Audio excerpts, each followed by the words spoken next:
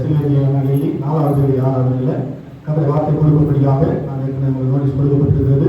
MPT ministries என்று சொல்லி மக்கள் பகுதியிலிருந்து கர்த்தர் ஊழியர்கள் செய்து கொண்டிருக்கிற கடந்த பழைய வருட 6வது கர்த்தர் வார்த்தை கொடுத்த அருமையான டேவிட் ஜெயக்குமாரை அவர்களை தொடர்பு கொண்டு அழைத்த போது அவர் உடனடியாக ஏற்றுக்கொண்டு இன்னைக்கு நேரத்தோடு நம்முடைய சமூகத்தில் வந்திருக்கிறார்கள். அவர்களை கொண்டு கர்த்தர் பேசுகிற வார்த்தைகளை நாம் நிதானமாய் பொறுமையாக கேட்டு இடையே எழுதி வாய்களை பயனடைய கர்த்தர் சமூகத்தில் அர்ப்பணித்தவர்களாய் இப்போது நம்மத்தில் வந்திருக்கிற ஐயாவை கரங்களை தட்டி வரவேற்போம்.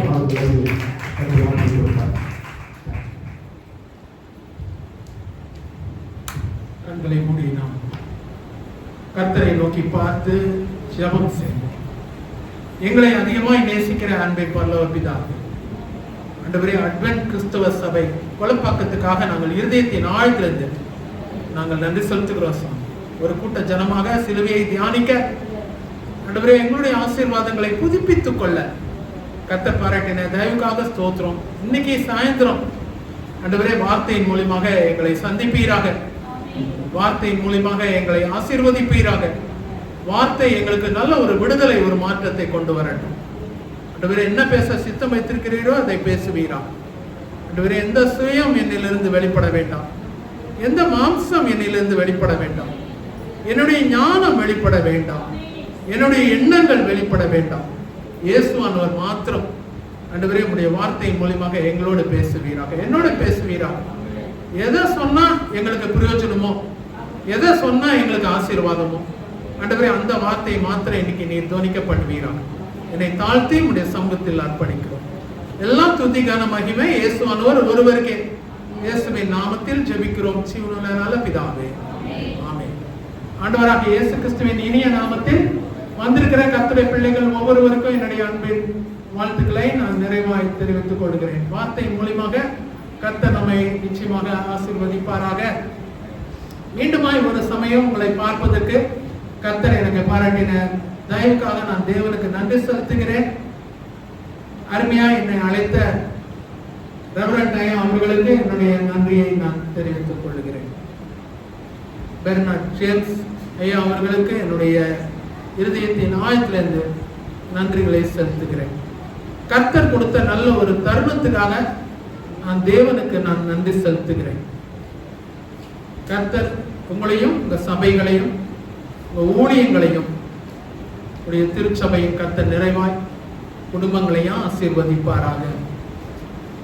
இன்னைக்கு உங்களுக்கு முன்பாக நான் இருக்கும்போது கர்த்தர் எனக்கு சபையின் மூலியமாக, போதகர் ஐயா மூலியமாக கர்த்தர் எனக்கு கொடுத்திருக்கிற ஒரு தலைப்பு என்னன்னு சொன்னா ரட்சிப்பு, சால்வேஷன். அதை தான் நம்ம இன்னைக்கு பார்க்க போறோம். ரட்சிப்பு என்ற ஒரு தலைப்பின் கீழாக நாம இன்னைக்கு இந்த செய்தியை நாம் தியானிக்க போறோம். பெரிய டாபிக் அது. கிருபை எவ்வளவு பெருசோ ரட்சிப்பு அந்த அளவுக்கு டாபிக் ரொம்ப பெருசு. பழைய ஏற்பாட்டில் சொல்லி இருக்கிற ரட்சிப்பு வேற, புதிய ஏற்பாட்டில் சொல்லி இருக்கிற ரட்சிப்பு வேற. குறிப்பாக புதிய ஏற்பாட்டில் சொல்லப்பட்டிருக்கிற ரட்சிப்பை இன்னைக்கு நாம தியானிக்கலாம் சொல்லி நான் நினைக்கிறேன். இதற்கு எடுத்துக்கொண்ட ஒரு வேத வசனம் யூதா புஸ்தகம் 3வது வசனத்தை படிக்கலாமே. ஒரே ஒரு அதிகாரம் தான் இருக்குது. பொதுவான ரட்சிப்பை குறித்து உங்களுக்கு எழுதும்படி நான் மிகவும் கருத்துள்ளவனாய் இருக்கையில். போது தம்பி, அருமையான மகன் அவர்கள் படித்த ஒரு வசனம். பொதுவான ரட்சிப்பை குறித்து நான் உங்களுக்கு எழுதுகையில் மிகவும் கருத்து உள்ளவனாய் இருக்கிறேன்னு சொல்லி யூதா எழுதுகிறதை நாம் பாருங்க. ஜெனரல் சால்வேஷன், பொதுவான ரட்சிப்பு. இந்த வசனத்தை வைத்து நாம் இன்னைக்கு தியானம் பண்ணலாம் சொல்லி நான் நினைக்கிறேன். எனக்கு கொடுக்கப்பட்டிருக்க தலைப்புக்கு ஏற்றபடியாக அது காணப்படும் சொல்லி நான் யோசிக்கிறேன். ஒரு 5 விதமான ரட்சிப்பை இன்னைக்கு நாம பார்க்க போகிறோம். வேதத்தின் அடிப்படையில் யார் யாரு ரட்சிப்பை பெற்றாங்க, எந்த சூழ்நிலையில ரட்சிப்பை பெற்றாங்க, அவங்க அந்த ரட்சிப்பை பெற்ற பிறகு அவங்க வாழ்க்கையில என்ன மாற்றங்கள் நேரிட்டது, இது நம்முடைய வாழ்க்கைக்கு ரொம்ப பிரயோஜனமா இருக்கும்னு சொல்லி நான் நம்புறேன். கர்த்தர் எனக்கு கிருபையா 20 வயசுல ரட்சிப்பை கர்த்தர் கொடுத்தார். ஒரு கூட்டத்தில் பங்கு பெறும்போது இயேசு அழைக்கிறார். கூட்டத்தில் எல்லாத்திலுமே தோல்வியோடு இருந்த எனக்கு என்னுடைய தாயாரும் என்னுடைய சகோதரியும் அழைத்து கொண்டு போனாங்க. அங்க தேவ செய்தியின் மூலமாக கர்த்தர் என்னோடு பேசினார். பிறகு ஆல்டர் கால் கூப்பிட்டாங்க. யாரெல்லாம் இயேசுவானவரை ஏற்றுக்கொள்ள விரும்புறீங்களோ முன்னாடி வாங்க, உங்களுக்காகலாம் நாங்க ஜெபிக்கிறோம். என்னுடைய வாழ்க்கையில் இருந்த போராட்டங்கள் நீங்கன்னு சொல்லி நானும் முன்னாடி போனேன். இப்போ இயேசுவானவரெல்லாம் பத்தி ஒன்றும் தெரியாது, செய்தி மட்டும்தான் கேட்டேன். அதான் முதல் தடவை நான் கேட்ட ஒரு செய்தி. 20 வயசு, இன்ஜினியரிங் முடிச்சிருக்கிற ஒரு ஒப்பு கொடுத்தேன். அன்னைக்கு கர்த்தர் என்னை கிருபையா ரட்சித்தார். இன்னைக்கு எனக்கு 58 முடிந்து 59வது வயதுல இருக்கிறேன். கிட்டத்தட்ட 40 வருஷம் இந்த ரட்சிப்பை காத்துக்கொள்ள கர்த்தர் எனக்கு கிருபை வைத்தார். இதுதான் உண்மை. ஆமா, எத்தனையோ சவால்கள், எத்தனையோ போராட்டங்கள். அதுல ஒரு 20 ஆண்டுகள் முழு நேர ஊழியம். இப்போ 39வது வயசுல நான் முழு நேர ஊழியத்துக்கு வந்தேன். எனக்கு 59னா 20 வருஷம். 20 வருஷம் முழு நேரத்தில் இருக்கிறதுக்கு கர்த்தர் எனக்கு கிருபை வைத்தார். முதல்ல என்னுடைய பாஸ்டர் என்ற ஒரு வார்த்தை கேட்டாங்க சின்ன வயசுல இருக்கும்போது. தம்பி, நீ ரட்சிக்கப்பட்டிருக்கியா? எனக்கு தெரியல அது என்னன்னு, என்ன கேட்கிறாருன்னு தெரியல. நான் பல பதில்கள் அவருக்கு சொன்னேன். ஐயா, நான் வேதத்தை படிப்பேன், ஒழுங்கா ஜெபம் பண்ணுவேன், ஆலயத்துக்கு வருவேன், உத்தமமா என்னால என்ன முடியுமோ அதை காணிக்க கொடுப்பேன். தம்பி, இதெல்லாம் நான் கேட்கல. உன்னை நான் கேட்ட கேள்வி என்னன்னா, நீ ரட்சிக்கப்பட்டிருக்கியா அது சொல்லு. மீண்டுமாய் பல பதில்களை நான் கொடுத்தேன். எனக்கு அது என்ன பதில் கொடுக்கறதுன்னு தெரியல. அப்போ ரட்சிப்பை பற்றி எனக்கு ஒரு அறிவு இல்லை. கடைசியில் அவர்கிட்டே கேட்டேன், ஐயா, நான் ரட்சிக்கப்படணும்னா நான் என்ன செய்யணும், இல்லைன்னா எதை செஞ்சிருந்தா ரட்சி? உன் பாவங்கள் மன்னிக்கப்பட்டதா? இயேசுவானவரை சொந்த ரட்சகராக ஏற்றுக்கொண்டு இருக்கிறீர். உலகம் வெளியே போயிட்டு இயேசுவானவர் உனக்குள்ளாக இருக்கிறாரா? அனுதினமும் தேவனுக்காக உத்தமமாய் உண்மையா வாழ்றியா? இல்ல இன்னும் பாவத்துல போராடினே இருக்கிறியா? பாவங்கள் முக்கியமா மன்னிக்கப்பட்டதா? பாவ மன்னிப்பின் நிச்சயம் உன்னுடைய வாழ்க்கையில இருக்குதா? அப்போதான் புரிஞ்சுக்கிட்டேன், இப்படி ஒண்ணு இருக்குது போல. வெறும் காணிக்கை கொடுக்கறது இல்லை, பைபிள் படிக்கிறது இல்லை, ஜெபிக்கிறது இல்லை, ஆலயத்துக்கு வர்றது இல்லை, இதெல்லாம் ரட்சிப்புக்கு நான் ரட்சிக்கப்பட்டேன்னு சொல்றதுக்கு இல்லை. பாவ மன்னிப்பின் நிச்சயத்தை பெற்றிருக்கணும். கர்த்தரை சொந்த ரட்சகராக ஏற்றுக்கொண்டு அவருக்காக வாழ முடிவெடுத்து அவருக்காக வாழ்ந்துட்டு இருக்கணும். அதான் ரட்சிப்பின் அனுபவம். அப்பதான் அதை புரிஞ்சுக்கிட்டு. சங்கீதத்தின் புஸ்தகம் 40வது அதிகாரம் 2வது வசனம் ரட்சிப்புக்கு நல்ல ஒரு டெஃபினேஷன் கொடுக்குது. படிக்கலாமே. 40:2.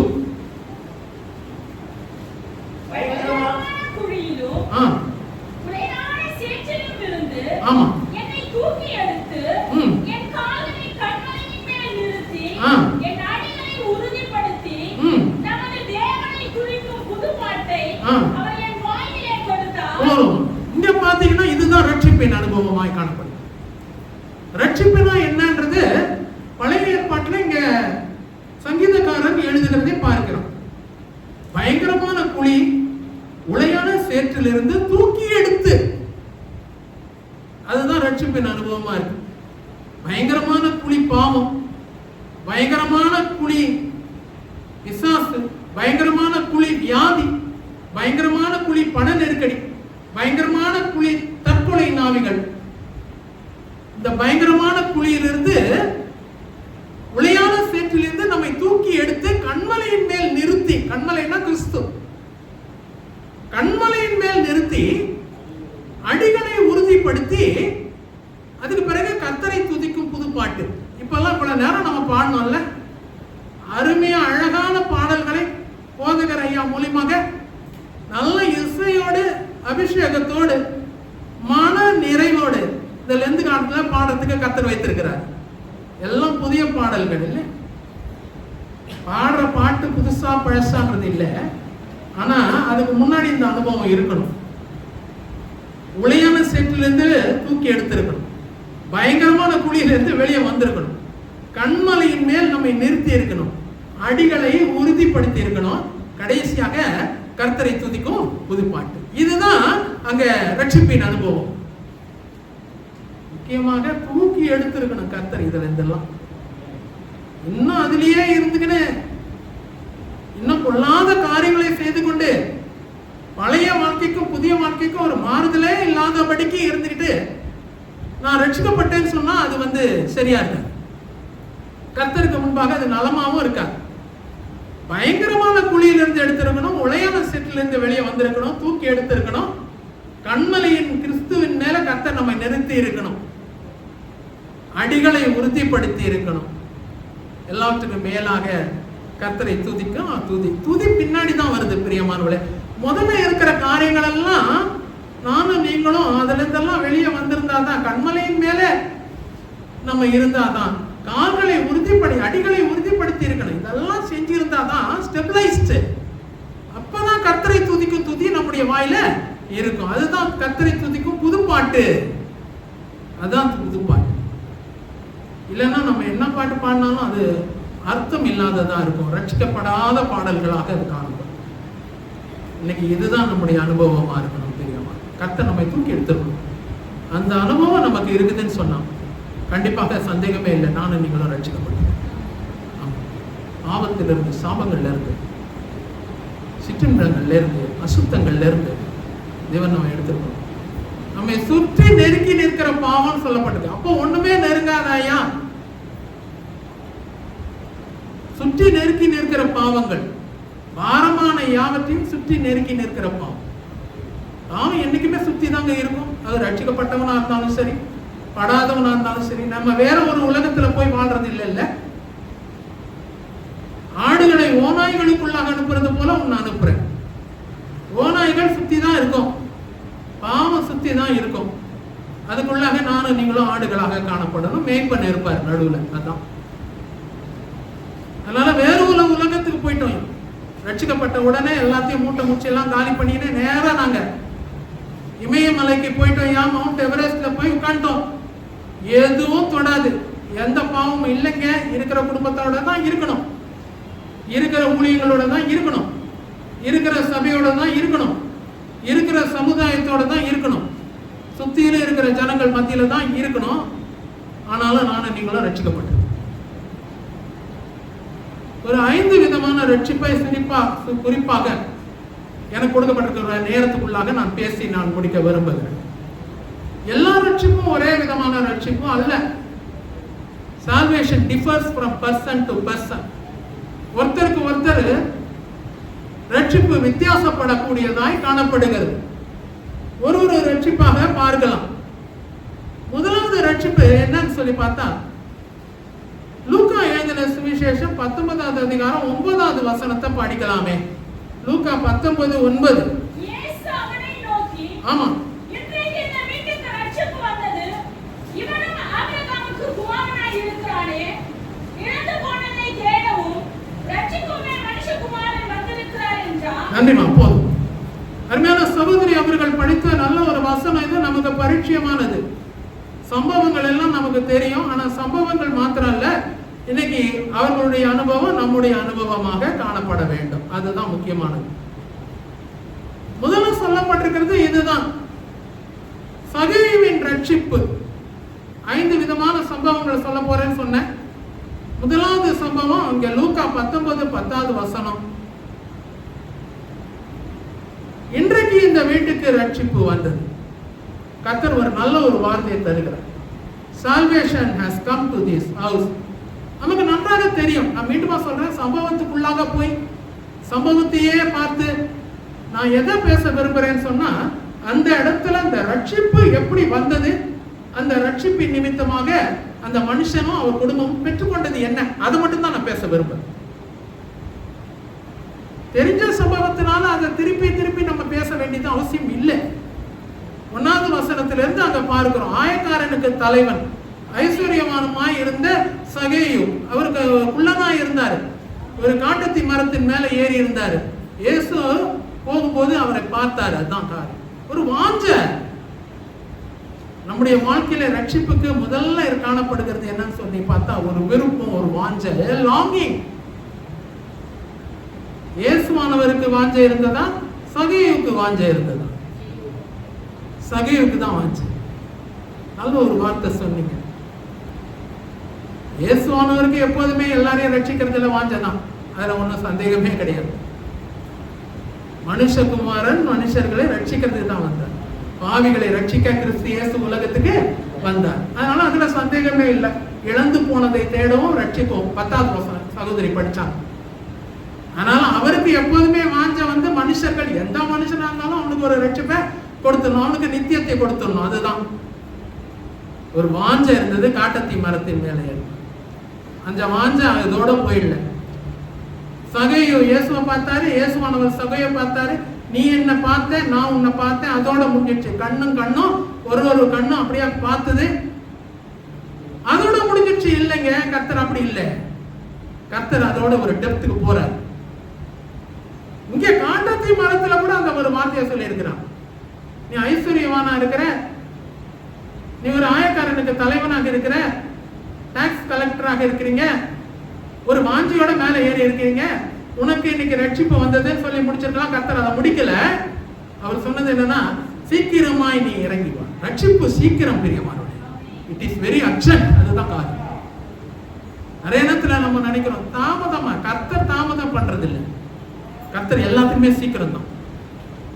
சீக்கிரமா இறங்கி வா. இன்றைக்கு உன் வீட்டிலே தங்க வேண்டும். முதல்ல அவருடைய வாழ்க்கையில காணப்பட்டது ஒரு வாஞ்ச. இரண்டாவது அவருடைய வாழ்க்கையில காணப்பட்டது கீழ்ப்படிதல். கீழ்ப்படிதல் அவருடைய வாழ்க்கையில இந்த ஒபீடியன்ஸ் இல்லையா? சீக்கிரமா இறங்கி வா. எவ்வளவு சீக்கிரமா இறங்கி வர முடியும்?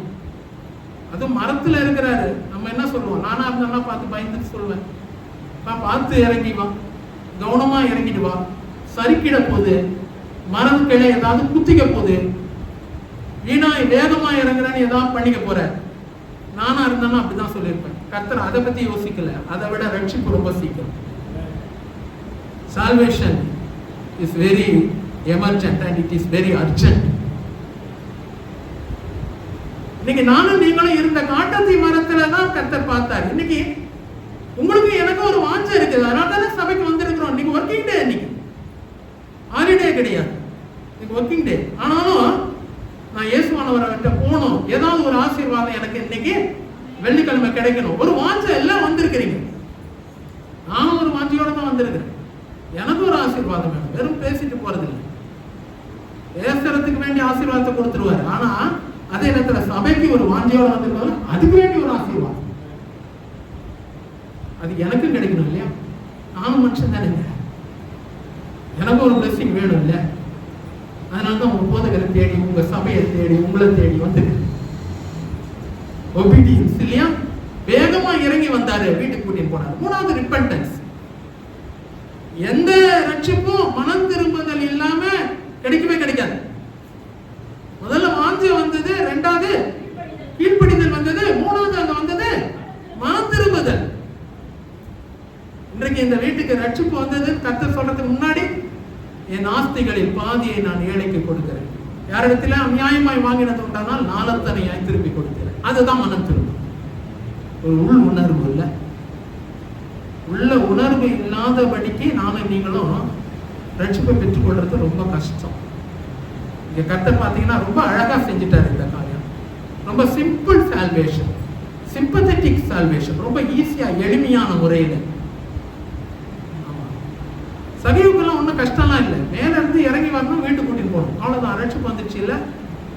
இப்படி இருந்தா ரட்சிப்பு எல்லாருக்கும். அவருக்கு மட்டும் இல்லை, அவருக்குன்னா காட்டத்தி மரத்திலே கொடுத்துருக்கலாம்ல, அதை கொடுக்கல. வீட்டுக்கு வந்த பிறகுதான் சொல்றாரு இந்த வீட்டுக்கு ரட்சிப்பு. நான் உண்மையா சொல்றேன் பாருங்க, ஒருவேளை உங்க குடும்பத்துல நீங்க மட்டும்தான் ரட்சிக்கப்பட்டிருக்கலாம் இன்னைக்கு காட்டத்தி மரம்.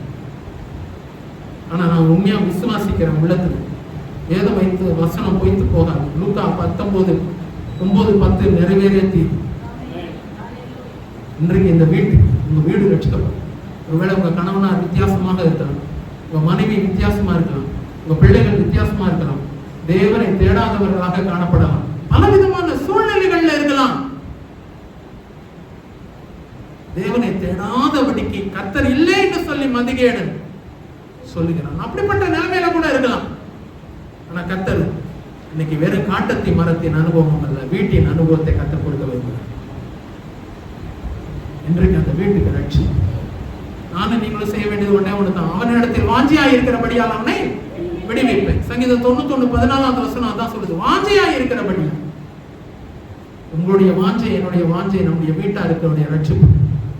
அவங்க எப்படிப்பட்ட ஒரு சூழ்நிலையில இருந்தாலும் சகேயுவின் ரட்சிப்பு அது வாஞ்சையில ஆரம்பிச்சு. இரண்டாவது விதமான ஒரு ரட்சிப்புக்குள்ளாக கடந்து போகலாம். 5 விதமான காரியங்கள் சொல்றேன். இரண்டாவது விதமான ஒரு அனுபவம், அது என்ன அனுபவம் சொல்லி பார்த்தா அப்போஸ்தலர் நடபடிகள் 16வது அதிகாரம் 31வது வசனம் படிக்கலாமே. 16:31.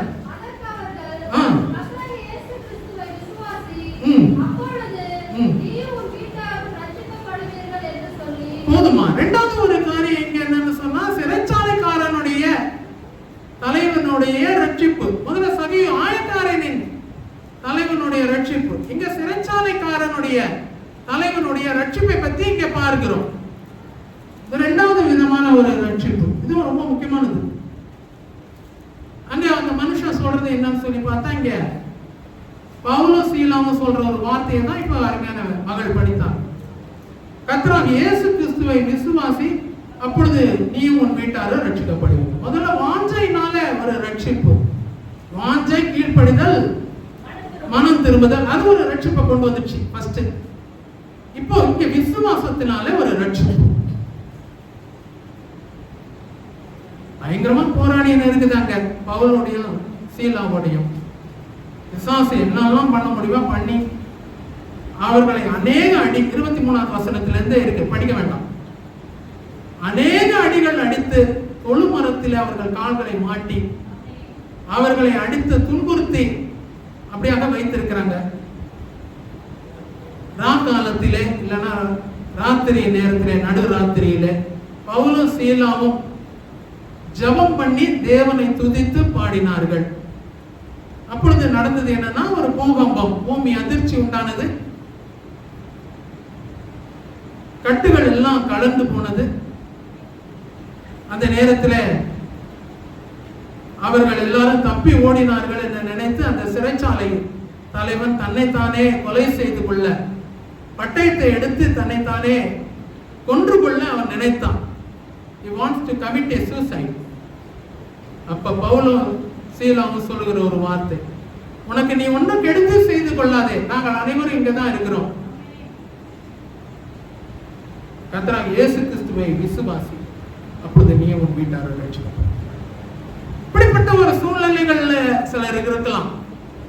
வாழ்றதை விட சாவுறது நல்லது. ஒரு பக்கம் பவுலும் சீலாவும் கஷ்டப்படுறாங்க, அது ஒரு சைடு. அநேக அடிகள் அடிக்கப்பட்டு தொழுமரத்தில மாட்டி அவர்கள் கட்டுண்டவர்களாக இருந்து, அப்ப கூட அவர்கள் ராத்திரி நேரத்தில், நடு ராத்திரியில அவர்கள் ஜெபம் பண்ணி, அதுதான் தேவனை துதித்து பாடினார்கள். வெறும் துதித்து இல்லை, ஜெபம் பண்ணி தேவனை துதித்தார்கள். நிறைய நேரத்தில் அந்த ஜெபத்தை நம்ம விட்டுருவோம். அது சின்ன வார்த்தையா இருக்கிறதுனால அது ஒருவேளை மறைக்கப்பட்டதோ என்னவோ. ஜெபம் பண்ணி தேவனை துதித்து பாடினார்கள். அந்த நேரத்தில் எல்லாருடைய கட்டுகள், வெறும் பவுல் சீலாவுடைய கட்டுகள் மட்டும்தானே அருந்திருக்கணும். அங்க சிறைச்சாலையில இருந்த எல்லாருடைய கட்டு. இந்த நேரத்தில் அந்த சிறைச்சாலை தலைவனுக்கு ஒரு விதமான ஒரு பீதி, a trembling, a terror, ஒரு நடுக்கம். எல்லாருமே ஓடிடுவாங்க, என் வேலை போயிடும், அரசாங்கம் என்னை தண்டிச்சிடும், என்னை உயர் அதிகாரிகள் என்னை கொன்று போடுவார்கள், எப்படியா விட்ட அவங்களெல்லாம் கொண்டு வந்து உள்ள வச்சோம், காவலில் வைத்தோம், ஆட்டு பண்ணாங்களாம், ஜோம் பண்ணாங்களாம், பூமி அதிர்ச்சி வந்துதான், எல்லாமே தப்பிச்சுக்கிட்டாங்களாம். சொல்றதெல்லாம் கேட்கறதெல்லாம் நம்புற மாதிரி இருக்கு நீ சொல்றது. அந்த ஜெபமும் அந்த துதியும் எங்க கொண்டு வந்துச்சுன்னு சொல்லி பார்த்தா, வெறும் கட்டுகள் மாத்திரம் கலறதுக்கு இல்ல, ஒரு குடும்பமே ரட்சிக்கப்படுறதுக்கு அது ஏதுவா இருக்கு. இன்னைக்கு நான் உண்மையா சொல்றேன், உங்களுடைய வாழ்க்கையில நீங்க ஏறெடுக்கிற துதிகள், நீங்க ஏறெடுக்கிற ஜெபங்கள், நடுராத்திரியில நீங்க செய்யற காரியங்கள், வெறுமையா கட்டுகள் கலந்து, அது எல்லாருக்குமே நடந்தது. கொஞ்ச நேரம் அதிகமா தோத்திரம் போட்டோம்னா கட்டுகள் கலந்து தான் போகும். கட்டுகள் கலர்றது பெரிய விஷயம் இல்ல. ஒருத்தன் குத்திக்கிறதுக்கு இருந்தான், தன்னையே மாய்த்து கொள்றதுக்கு இருந்தான், பட்டயத்தை உருவி தன்னை கொன்று போடுறதுக்கு இருந்தான். நீ உனக்கு கெடுதி ஒன்றும் செய்து கொள்ளாதே, நாங்கள் எல்லாரும் இங்க தான் இருக்கிறோம், கர்த்தராகிய இயேசு கிறிஸ்துவை விசுவாசி. அந்த விசுவாசம் உனக்கு ஒரு ரட்சிப்பை கொண்டு வரும். அவர்கள் நடுராத்திரியில தேவனை, அவர்கள் கர்த்தருடைய வார்த்தை அங்க பேசினார்கள், அவர்கள் விசுவாசித்தார்கள், ரட்சிப்பை பெற்றுக் கொண்டார்கள். இன்னைக்கு அதுதான் அனுபவம். ஒரு குடும்பத்துக்கே கர்த்தர் ஒரு ரட்சிப்பு. ஒரு ஜெயிலர் ஃபேமிலி இல்லைன்னு சொன்னா, ஒரு சிறைச்சாலை தலைவனுடைய குடும்பத்துக்கு, அவருக்கு மட்டும் இல்லை, சிறைச்சாலை வீட்டுக்கு அழைத்து போனார். இங்க பாத்தீங்கன்னா பவுல் சீலாவுடைய காயங்களை கட்டினார், அப்புறம் ஞானஸ்நானம் எடுத்தார். நான் சொல்றேன் பாருங்க, ஞானஸ்நானம் எடுக்கும் போது நீங்க மற்றவங்களுடைய காயங்களை கட்டுறவங்களா இருக்கணும். இது ரொம்ப முக்கியமானது. வெறுமையா நம்பருக்காக, கவுண்ட்டுக்காக ஞானஸ்நானம் கிடையாது. ஒருத்தர் எங்க சொன்னாரு, ஐயா 99 பேர் எடுத்துட்டாங்க, இன்னும் ஒருத்தர் எடுத்துட்டா 100 ஆயிடும், அந்த ஒண்ணுதான் என் தேடிட்டு இருக்கு. அது தப்பு இல்லை, 100 பேர் கொடுக்கணுன்றது ஒரு பெரிய வாஞ்சை இல்லை, ஞானஸ்நானம். ஆனா அதை விட இங்க முக்கியமா சொல்லப்பட்டது என்னன்னா, பவுல் சீலாவுடைய காயங்களை யாரு காயப்படுத்தினானோ, காயங்களுக்கு காரணமா இருந்தானோ, அவன் அந்த காயத்தை கட்டினாது, அதுக்கு பிறகு ஞானஸ்நானம் அவங்களுக்கு கொடுக்கணும். மற்றவங்களை காயப்படுத்திக்கினே நம்ம ஞானஸ்நானம் பெறுவது அர்த்தம். ஏற்கனவே காயம் இருக்குது, இன்னும் 2 போடு அவனுக்கு போட்டு, நான் நாளைக்கு வர ஞானஸ்நானம் எழுத கொடுத்துரு, அதுல பிரயோஜனம். ஞானஸ்நானத்தை நான் குறை சொல்ல, கண்டிப்பா எடுக்கணும். மூழ்கி ஞானஸ்நானம் எடுக்க வேண்டியது அவசியமா இருக்கு. ஞானஸ்நானத்தை நான் குறை சொல்ல, ஆனா காயம் கட்டுறவங்களா இருக்கிறோமா இல்லையான்னு பார்க்கணும். மேலும் காயப்படுத்திட்டு இன்னும் 2 அடி போட்டேன், இன்னும் நல்லா பழி வாங்கினேன் பிரதர், நல்லா ஏற்கனவே ரத்தம் வந்து இருக்குது, இப்ப அதை ரணமா மாத்திட்டேன், இப்ப வந்து எனக்கு ஞானஸ்நானம் நான் எடுத்துக்க போறேன். கொஞ்சம் யோசிக்க வேண்டியது. அவளும் சீவராகவே காயப்படுத்தினான். காயப்படுத்துறது மாத்திரம் இல்ல, இப்போ விசுவாசின்னு சொல்றாங்க, ரட்சிக்கப்படுவீங்கன்னு சொல்றாங்க. அவங்க வீட்டுக்கு அழைச்சிட்டு போனாங்க. குடும்பம் அங்க ஜெயில இல்ல, வீட்டுல தான் இருக்குது. வீட்டுக்கு வந்த பிறகு கர்த்தருடைய வசனத்தை அவங்க போதித்தாங்க. விசுவாசம் பெருகு. விசுவாசம் கேள்வியினால் வரும், கேள்வி தேவனுடைய வசனத்தினால் வரும். உங்களுடைய விசுவாசம் உங்க குடும்பத்தாரை ரட்சிக்கும் பிரியமா. நான் தான் சொல்றேன், கர்த்தர் உண்டு என்று விசுவாசிக்கிறோம். அவன் தம்மை தேடுகிறவனுக்கு பலன் கொடுக்கிறான் என்று விசுவாசிக்கிறோம். அந்த விசுவாசம் உங்க குடும்பத்தாரை ரட்சிக்கும். என் வாழ்க்கையில நான் அதெல்லாம் பார்த்துருக்கேன். என் பிள்ளைகள்லாம், எனக்கு 2 மகள்கள், அவங்களாம் ரட்சிக்கப்படுவாங்களா அப்படின்னு யோசித்தேன். பெரியவளுக்கு 29, சின்னவளுக்கு 25, 24 முடிஞ்சு ரட்சிக்கப்படுவாங்களா சந்தேகம். பெரிய பாரமே எனக்கு அதுதான். ஊர்ல இருக்கிறவங்களாம் ரட்சிக்கப்பட்டிருக்கிறான், உங்க செய்தி கேட்டுன்னு சொல்றாங்க. என் பிள்ளைகளை கேட்டு யாரோ ரட்சிக்கப்படுறாங்க, சந்தோஷம், யாரோ ரட்சிக்கப்படுறாங்க. நம்ம சொந்த குடும்பம் இல்லை, பிரயோஜனம். கர்த்தர் ஒரு நாள் சொன்னார், நீ என்னை விசுவாசிக்கிறியா? தம்மை தேடுகிறவனுக்கு பலன் உண்டு விசுவாசிக்கிறியா? அது 2 மணிக்கு ஜெபிக்கணும் ஒரு நாள். நான் சொல்றது ஒரு 3 வருஷத்துக்கு முன்னாடி. நான் எல்லாம் நம்புறேன் சார். அப்போ உங்க குடும்பம் ரட்சிப்படும். இது எப்படியும் தெரியல. பைபிளெல்லாம் திறக்காதவங்க பைபிளை தந்து உட்காந்துருக்காங்க வீட்டில் பார்த்து. பெரிய மகன் என்னுடைய ஃபுல் டைம் மினிஸ்ட்ரியில் 5 வருஷமா இருக்கு. என்னோட சேர்ந்து ஊழியர்களை செஞ்சுட்டு இருக்கேன். ஒரு பக்கம் செய்யறோம். அவங்களெல்லாம் மாடர்ன் மூலியமா இருக்கும். நான் பழைய ஸ்டேஜ், பைபிள் மட்டும்தான் எனக்கு தெரியும், வேற ஒன்றும் தெரியும். அவங்கெல்லாம் அது போடுறோம் இது போடுறோம்னு சொல்லி என்னென்னமோ பண்ணிட்டு இருக்கிறாங்க. இங்கிலீஷ்ல என்னென்னமோ பண்ணிட்டு. சின்னவங்களும் அதே மாதிரி பைபிளை திறக்காதவங்க எல்லாம் பைபிளை திறக்கிறதுக்கு வச்சாங்க. துதிக்காத வாயெல்லாம் இப்போ வாங்க ஜோம் பண்ணலாம்னு சொல்றதுக்கு வைக்கிறேன். நான் படுத்துட்டா கூட அவங்க கூப்பிடுவோம். எனக்கு செய்த தேவன் உங்களுக்கு செய்யும். விசுவாசத்துக்கு ஒரு மதிப்பு, விசுவாசத்துக்கு ஒரு பலன். ஜெயலனுடைய குடும்பம் கர்த்தர் ரொம்ப கடைசியில் வச்சு இந்த பவுல் சீலாம் துதித்து பாடினது கட்டுகள் கலர்றதுக்கு மாத்திரம் இல்லை, பூமி அதிர்ச்சியை கொண்டு வரதுக்கு மாத்திரம் இல்லை, குடும்பத்தை ரட்சிப்பதற்காக. இதுதான் முக்கியம். நீ பாடுற ஒவ்வொரு பாட்டு உன் குடும்பத்தை ரட்சிக்கும். நீ வந்து பாடுறீங்கல்ல மாஸ்டரோட சேர்ந்து இணைந்து, அதுக்குதான் அந்த நேரத்துக்கு வரும். அவர் நேரத்துக்கு வரும்போது நான் முதல்ல இருந்தே அந்த பாடல்ல பங்கு பெற ஆரம்பிச்சிட்டேன். அவ்வளோ ஒரு அபிஷேகம். அவ்வளோ ஒரு ஆசீர்வாதம், அவ்வளோ ஒரு பெரிய நிம்மதி. எல்லா பாவங்களும் போயிடுச்சு, எல்லா வழிகளும் போயிடுச்சு. இங்கே வந்தது இந்த சபையை அப்படி மெயின்டைன் பண்ணி வச்சிருக்கீங்க. எல்லா சபையும் அப்படி இருக்காது, இங்கே அப்படி இருக்குது. நீங்களும் அப்படி இருக்கீங்க. உங்க மாஸ்டர் விட நீங்க 90%னா அவர் 105% எழுதுறாரு. 100 டிகிரி ஃபாரன்ஹீட். மனுஷனை புகழ்றது என்ன இருக்கோ சொல்றது தப்பு இல்லை. உள்ளது உள்ளதுன்னா உள்ளதுன்னு தான் சொல்லணும். இருக்கிறவங்களை பார்த்து எல்லாரும் ரட்சிக்கப்பட்ட அடுத்த குட் ஃப்ரைடே வரும்போது பார்த்தீங்கன்னா, குட் ஃப்ரைடே இல்லை, இந்த மாதிரி சிலுவை தியானத்தில் பார்த்தீங்கன்னா சபை எல்லாம் ஃபுல்லாக இருக்கும். எல்லாம் இந்து ஜனங்கள் வந்து நிரம்பி இருக்கு. யாரெல்லாம் சபையை விட்டுட்டு ஓடினாங்களோ, முதுகு காட்டவங்க எல்லாம் யாரும் சொல்லி நான் சொல்லலை, உண்மையான சொல்றேன். எல்லாம் தொபா முடியாதவங்க பாருங்க. இது வரைக்கும் பைபிளே திறக்காததெல்லாம் திறக்கும், துதியே பாடாதெல்லாம் வாய் திறக்கும். இந்த சபை எல்லாம் ஃபுல்லா இருக்கும். அடுத்த சிலுவை தியான விலையில நீங்க வெளியே நடத்துவீங்க, வெளியெல்லாம் கூட சாமியானம் எல்லாம் நடக்கும். சொன்னா சொன்னது செய்கிற தேவனா இருக்கிறார். அது உங்க குடும்பமும் இருக்கு, மற்றவங்களும் இருப்பாங்க. சுத்தியில குலப்பாக்கத்து ஜனங்களை கர்த்தர் கொண்டு வருவாங்க.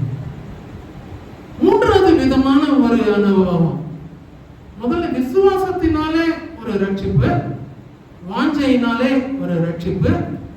மூன்றாவது எபேசியர் புஸ்தகம் 2வது அதிகாரம் 8வது வசனம் படிக்கலாமே. அங்க ஒரு ரட்சிப்பை பத்தி சொல்லப்பட்டது. எபேசியர் 2:8 நல்ல பரிச்சயமான ஒரு வசனம் படிங்க பாருங்க. விசுவாசத்தை கொண்டு ரட்சிக்கப்பட்டீர்கள். ஆமா, இது உங்களால் உண்டானது அல்ல, இது தேவனுடைய ஈவு. மூணாவது வந்து பவுலுடைய ரட்சிப்பு பிரியமானவர்களே, the salvation of Saint Paul. ஒருத்தருடைய ரட்சிப்பு பார்த்தோம். முதல்ல ஆயக்காரனுடைய தலைவன் சகேயுடைய ரட்சிப்பு. இரண்டாவது சிறைச்சாலை தலைவன், அவருடைய பேர் சொல்லப்படலை, அவருக்கு ஒரு ரட்சிப்பு விசுவாசம், அதனால அவருக்கு ஒரு ரட்சிப்பு. இங்க கிருபையினால் விசுவாசத்தை கொண்டு ரட்சிக்கப்பட்டீர்கள், இது உங்களால் உண்டானதல்ல, இது தேவனுடைய ஈவு. பவுலுடைய அனுபவம் இதுதான். ரட்சிப்புன்றது கர்த்தருடைய ஈவாக காணப்படுகிறது. It is a gift from God. கிரியையினால் வருது இல்ல, கிரியைனா ஒர்க்ஸ்.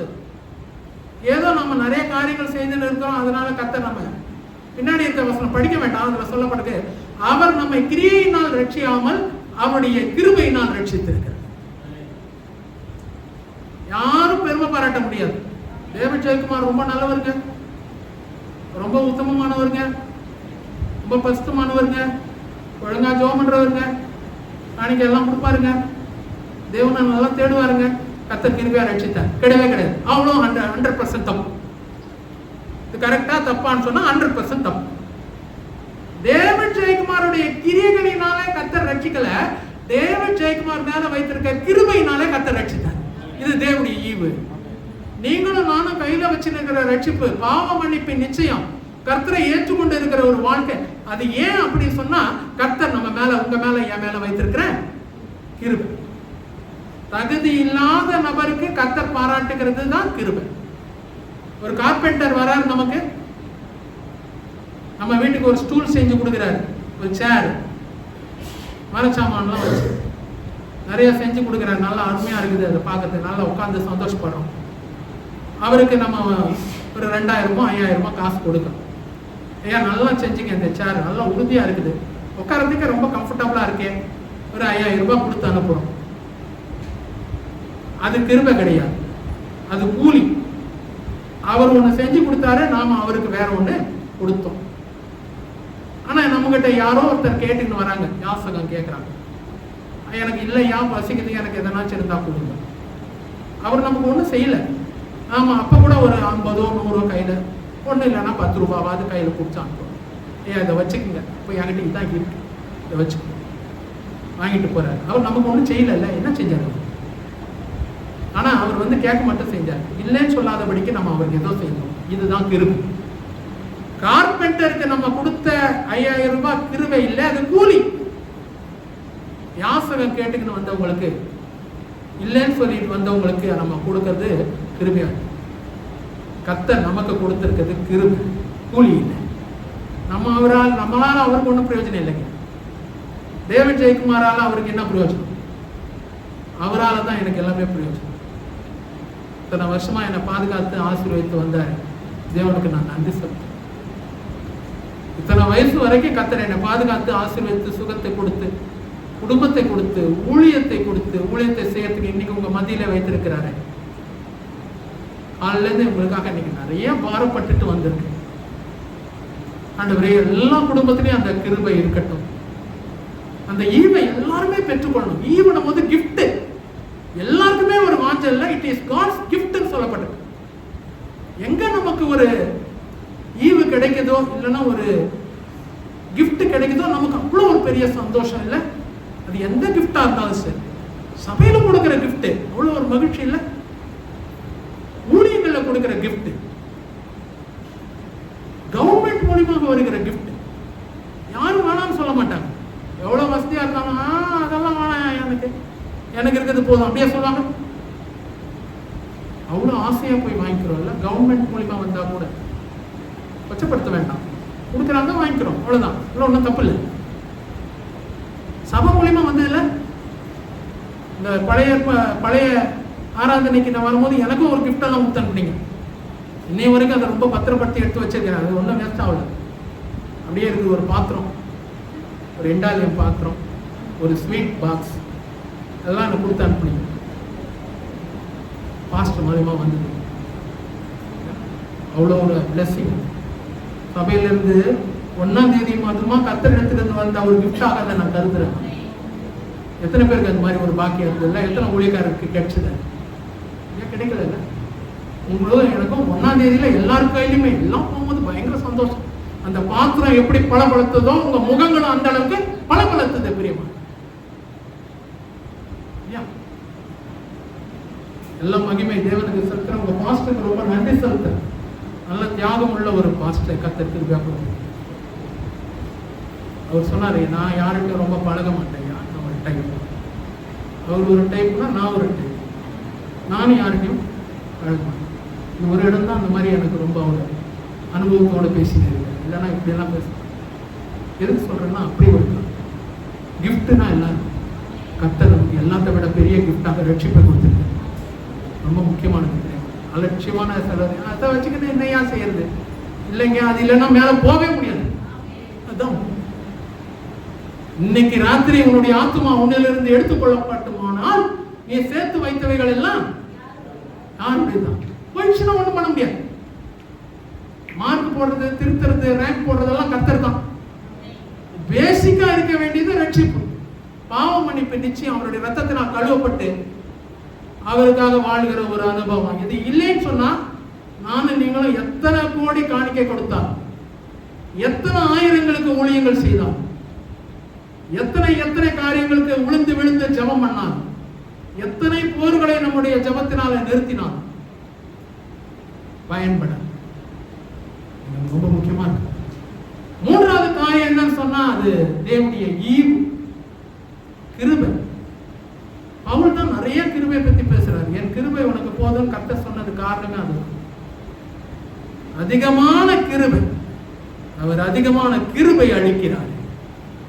பவுலுக்கு நிறைய கிருபை கொடுக்கப்பட்டது. பெரிய பவுலுடைய அனுபவம் அதுதான்.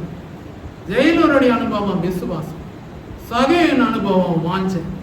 இங்க பவுலுடைய அனுபவம் என்னன்னு சொல்லி பார்த்தா அந்த கிருபை. இன்னும் 2 இருக்கு. 5வது ரொம்ப ஆசீர்வாதம், ஆனா 4வது கொஞ்சம் எச்சரிப்பு. 13வது அதிகாரம் 13வது வசனம் மார்க்கு படிக்கலாமே. அது கொஞ்சம் டேஞ்சரான காரியம், கொஞ்சம் யோசிக்க வேண்டியதா இருக்கு. 13 மார்க் எழுதின சுவிசேஷம் படிக்கலாமே.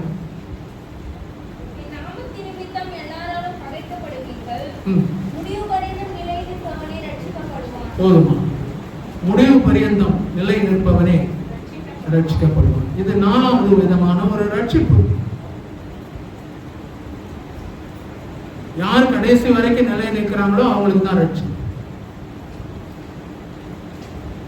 நல்ல சுவாரஸ்யமா ஓட்டத்தை ஆரம்பிச்சவங்க இருப்பாங்க, வேகமா ஓட்டத்தை துரிதமா ஓடி ஆரம்பத்தை அவங்க இருப்பாங்க. ஆனா அதோடைய முடிவு அப்படி இருக்காது. அற்பமான ஆரம்பமா இருந்தாலும் முடிவு சம்பூர்ணமா இருக்கு. எப்போதுமே அப்படிதான். ஆவிக்குரிய வாழ்க்கையில கூட அதுதான். ஸ்லோ அண்ட் ஸ்டெடியா இருக்கிறது என்னைக்குமே நல்லது. வேகமா ஓடணும், மூச்சு திணறி பாதியிலேயே விழுந்துட்டோம், பிரயோஜனம் இல்லை. அப்படி இருந்தவர் ஒருத்தர் இருக்கிறார். மத்தேயு எழுதின சுவிசேஷம் 27வது அதிகாரம் 1 - 6 வசனங்கள் படிக்க வேண்டாம். யூதாஸ் காரியத். இங்க பாத்தீங்கன்னா அவருடைய வாழ்க்கை இயேசுவானவரோடு இருந்தது. எல்லாருக்கும் இருந்ததெல்லாம் அவருக்கு இருந்தது. எல்லாருக்கும் இருந்ததெல்லாம் அவரு போகாத இடம் இல்லை கர்த்தரோடு. அவருக்கும் வரங்கள் இருந்தது, அவருக்கும் அபிஷேகம் இருந்தது, அவருக்கும் ஊழியங்கள் இருந்தது. எல்லாத்தை விட அவருக்கு கையில பண முடிப்பை கர்த்தர் வைத்திருந்தார். ஒரு ட்ரெஷரராக காணப்பட்டார். இயேசுவின் ஊழியத்துக்கு ட்ரெஷரர்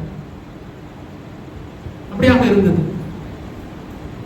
அற்பமான ஆரம்பம் தான், ஆனா முடிவு சம்பூர்ணமா இல்லை. கடைசி வரைக்கும் நிலைத்திருப்பவனே ரட்சிக்கப்படுவான். நடுவில் ஏதோ அந்த கோளாறு வந்துச்சு, பண முடிப்பே கடைசியில ஒரு டேஞ்சரா மாறிடுச்சு. பொறுப்புகள் கொடுக்கப்பட்டிருந்தது, ஆனா அந்த பொறுப்பு அவருடைய வாழ்க்கையில ஒரு மோசமான பின்விளைவுகளை கொண்டு வந்துச்சு. கையில சில பொறுப்புகளை தேவன் கொடுத்திருக்கிறார், பணத்தை கூட கொடுத்திருக்கிறார். எதை எப்படி வைக்கணுமோ அதை அப்படி வைக்கணும். நான் தேவனத்துல எப்போதுமே சொல்றது உண்டு, ஆண்டவரே அதிகமான பணமோ அதிகமான புகழோ அந்த மாதிரி காரியங்கள் இருக்கிறாங்க, என்ன கொடுக்குறீங்களோ அந்த வேலையை மட்டும் செஞ்சுட்டு உங்கள்கிட்ட சேர்றதுக்கு தான் நான் விரும்புகிறேன். இதுதான் என்னுடைய ஜெபம். இன்னைக்கு என் ஊழியத்துல 15 வருஷமா இருக்கிற ஒரு தம்பி வந்திருக்கிறார். அவர் மனைவியோட செங்கல்பட்டுலேருந்து வந்திருக்கிறார். ஜோசப் சலூன் செங்கல்பட்டுலேருந்து வந்திருக்கிறார். எங்கெல்லாம் போறோம்னா அவங்கெல்லாம் வருவாங்க. அவங்ககிட்ட வேணா நீங்க கேட்பாங்க. ஆனா முக்கியம் என்ன கொடுத்துருக்கிறாரோ அந்த வேலையை செஞ்சுட்டு எவ்வளவு நாள் இந்த உலகத்துல வைக்கிறாரோ இருந்துட்டு மூட்டை கட்டுனா சேர வேண்டியது தான் என்னுடைய அனுபவம். தேவைகள் எல்லாம் சந்திப்பேன். லக்ஸரி சந்திக்கப்படாது, நீட்ஸ் வில் பி மெட். ஒரு ஊழியக்காரனுக்கு அதுதான். அத்தியாவசிய தேவைகள் சந்திக்கப்படும். பென்ஸ்காரெல்லாம் கிடையாது. ஒரு வாடகை கார் குடிச்சுன்னு வந்துடுவேன். எங்க பார்த்தாலும் ஒரு வாடகை கார் ஒன்று குடிச்சுன்னு வந்துடும். இன்னைய வரைக்கும் அப்படித்தான். 20 வருஷம் ஊழியம் கர்த்தர் அப்படித்தான் நடத்தி இருக்கிறது. உண்மை இது. ஏன்னா அதுவே நம்முடைய வாழ்க்கையில முடிவு பரியந்தம் நிலைத்திருக்க முடியாத படிக்க போயிடும். மனுஷனுடைய வாழ்க்கை பாருங்க எவ்வளவு ஆசீர்வாதம் இல்லை. பேதுரு பெற்றுக்கொண்டதான் அவர் பெற்றிருக்கணும். யாக்கோபு பெற்றுக்கொண்டதான் அவர் பெற்றிருக்கணும். எல்லாம் ஆசீர்வாதம். யோவான் பெற்றுக்கொண்டதை அவர் பெற்றுக்கணும். சிலுவையின் அடிவாரத்துல வந்திருக்கணும் இல்லைங்களா? யோவானுக்கு பொறுப்பெல்லாம் வேற கொடுத்தாரே. யூதாசுக்கு என்ன கிடைச்சது? அது உன்பாடுன்னு சொல்லிட்டான் பிசாசு ஒரே நேரம். எனக்கு ஒண்ணும் தெரியாதப்பா, பிலாத்து கை கழுவுனானோ இல்லையோ, கடைசியில பிசாசு கை கழுவுறது தான் பெரிய விஷயம். நிறைய நேரத்துல பிலாத்து கை கழுவுறது தான் நம்ம ரொம்ப சொல்லுவோம்ல. பிலாத்து இயேசுவை அப்படியே கை கழுவி விட்டாங்க. பிலாத்து கழுவுனானோ இல்லையோ, பிசாசு கை கழுவி விட்டாங்க யூதாசு. எனக்கு தெரியாது உன்பாடுப்பா. அப்படிதான் பாவம் செய்ய தூண்டுற வரைக்கும் தூண்டுவாங்க ஜனங்க. நீ அங்க போ இங்க போ, அது ஒண்ணும் பண்ணாது, இது ஒண்ணும் பண்ணாது, எல்லாம் ஒண்ணும் பண்ணாது. ஒரு நேரம் வரும் பிடிச்சு. கிறிஸ்தவ வாழ்க்கை அப்படிதான். தேவனுக்காக நீங்க என்னெல்லாம் செய்யறீங்களோ சாக்ரிஃபைஸ், அது தேவனுக்காக இருக்கும். ஆனா அதை விட்டுட்டு வேற காரியங்களை செய்யும் நமக்கே தெரியல. ரகசியமா செய்யறோம் தான் நான் நினைக்கிறேன். பரிசேயர் சதுசேயர் அங்க இருக்கிறவங்க எல்லாம் பிரதான ஆசாரியர் எல்லாம் இருப்பான் சுத்திலும். எல்லாம் ஸ்பிரிச்சுவல் பீப்புள் தான். ஆனா பாத்தீங்கன்னா தூண்டிகிட்டே இருந்தான். 30 வெள்ளிக்காசு வாங்கிக்கோன்னு சொல்லி, உனக்கு எவ்வளவு வேணும் கேள்வி தரேன், இன்னும் கேட்டா கூட தருவேன், முடிவு பரியந்தம் நிலைத்திருக்க முடியும். முடிப்பரியந்த நிலைத்திராதவன் ரட்சிக்கப்பட முடியும். முடிவு பரியந்தம் நிலைத்திருப்பவனே ரட்சிக்கப்படும். யூதாஸோடைய ரட்சிப்பு வீணா போச்சு. கொஞ்சம் யோசிச்சு பாருங்க. நம்ம யூதாஸை பத்தி இன்னைக்கு யோசிக்கிறோம், தியானிக்கிறோம் அவரை பத்தி. நம்மளே அந்த நிலைமையில இல்லை, நம்ம பிள்ளைகள் அந்த நிலைமையில இருந்தா என்ன மாதிரி இருக்கும்? எவ்வளவு பயங்கரம்! தற்கொலை நாவிய ஒரு சீசனை தூண்டுதுன்னா அதை போல ஒரு கேடுகட்ட நிலைமை உலகத்துல எதுவுமே கிடையாது. ஒரு பேட் ஸ்பிரிட் இல்லையா?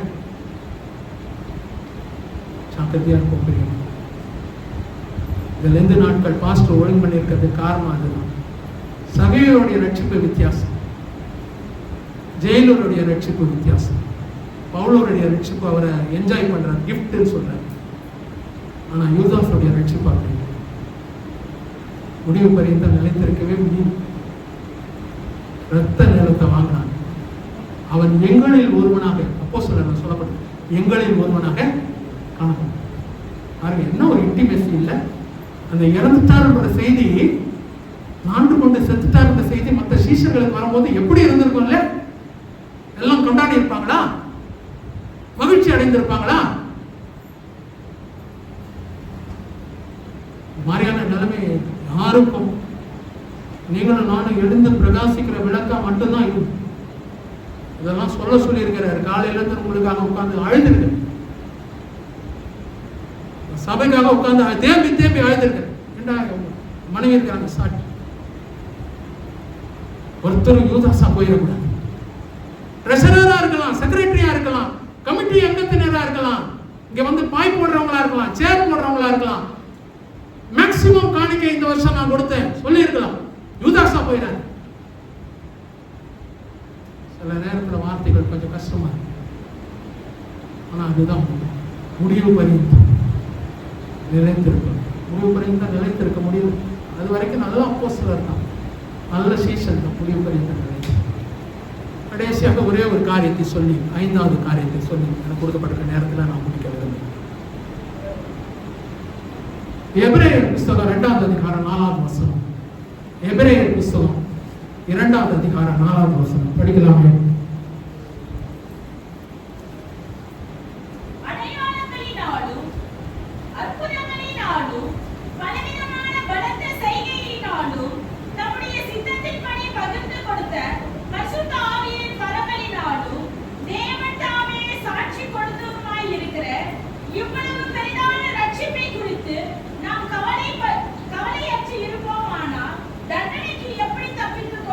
நன்றிமா.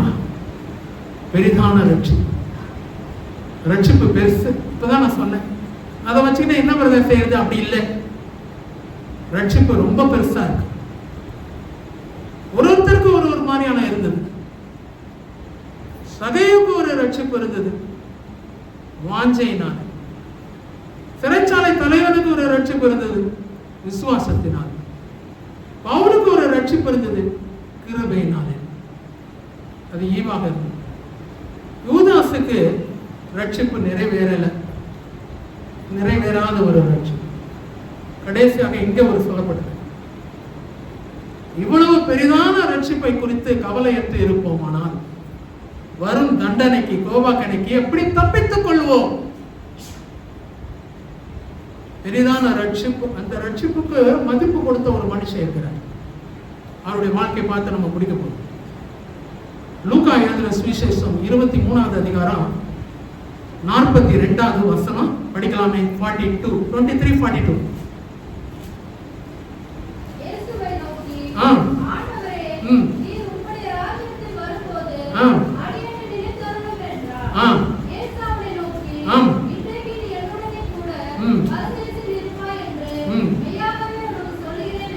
போதுமா? இங்க பாத்தீங்கன்னா ரட்சிப்பை பெருசா சொன்னேன். தேவன் அருளும் ரட்சிப்பு இவ்வளவு பெரிதான ரட்சிப்பை குறித்து கவலையற்று இருப்போமானால் வரும் கோபாக்கனைக்கு இல்லைன்னா தண்டனைக்கு எப்படி தப்பித்துக் கொள்ளுவோம்? அதுதான் அங்க எபிரேயர் ஆசிரியர் சொல்றாரு. எப்படியா தப்பிச்சு கொள்வேன் வரப்போகிறதுக்கு? ஆனா இங்க நமக்கு தெரியும், 2 குற்றவாளிகள், மேல் ஃபேக்டர்ஸ். ஒரு பக்கத்துல ஒரு குற்றவாளி, இன்னொரு பக்கத்துல இன்னொரு குற்றவாளி. 2 குற்றவாளிகள் இயேசுவானவர் நடுவில் இருக்கிறார். ஒருவர் அவரை மறுதலித்து அனுமதிச்சிட்டாரு. இல்லைன்னு சொன்னா நீ கிறிஸ்துவனால் உன்னை என்னை ரட்சித்துக்கொள் சொல்லிட்டாரு. அதனால அங்க ஒண்ணும் பேசல, அங்க ஒண்ணு மறுமொழி கொடுக்கல, அந்த பக்கமே இயேசுவானவர் திரும்பல. ஆனா இன்னொரு மனுஷன் அந்த ரட்சிப்பை எப்படியாக நினைக்கிறாரு? கர்த்தர் ஒரு ரட்சிப்பை கொடுக்கிறாரு. அவர் சொல்றாரு, இதாவே இவர்களுக்கு மன்னியும். அங்க ஒரு ரட்சிப்பு கொடுக்கப்படுகிறது. பாவ மன்னிப்பின் நிச்சயத்தை கர்த்தர் பேசுறாரு அங்க முதல் வார்த்தை. அந்த மனுஷன் உணர்றாரு, இவ்வளவு பெரிதான ரட்சிப்பு இங்க வந்திருக்கு, கிரேட் சால்வேஷன். இதை குறித்து நான் அலட்சியமா இருந்தா வருகிற தண்டனைக்கு எப்படி தப்பித்துக் கொள்வோம்? என்ன தண்டனை இருக்குதுங்க? ஏற்கனவே தண்டிக்கப்பட்டுட்டாங்க. நான் சொல்றது அதுதான், ஏற்கனவே தண்டிக்கப்பட்டாச்சு. ரோம போர் சேவகர்கள் அந்த மனுஷனை தண்டிச்சிருக்கிறாங்க, அரசாங்கம் அந்த மனுஷனை தண்டிச்சிருக்கு. அவரே சொல்றாரு, அதுக்கு முன்னாடி வசனம் படிக்க வேண்டாம், நாமும் நியாயமானபடி தண்டிக்கப்படுகிறோம். அவரே சொல்றாரு, நான் தண்டனை அனுபவிச்சுட்டு இருக்கிறேன், நியாயமான இவரோ தகாதது ஒன்றும் செய்யவில்லையே, நானும் நியாயமானபடி தண்டனை அனுபவிச்சுட்டு இருக்கிறேன். இந்த உலகத்துல தண்டனை அனுபவிச்சுட்டு இருக்கிறேன். ஆனா இப்ப எனக்கு ஒரு சந்தர்ப்பம், அந்த மேலான இந்த பெரிதான ஒரு ரட்சிப்பு இருக்குது. இதையும் நான் மீண்டுமா தவற விட்டுட்டேன்னு சொன்னா மீண்டுமாய் காலகாலமாய் யுகமாய் அந்த பரம தண்டனையே இல்லைன்னா அங்க நரக தண்டனையை அனுபவிக்க வேண்டியது அவசியமா இருக்கும்.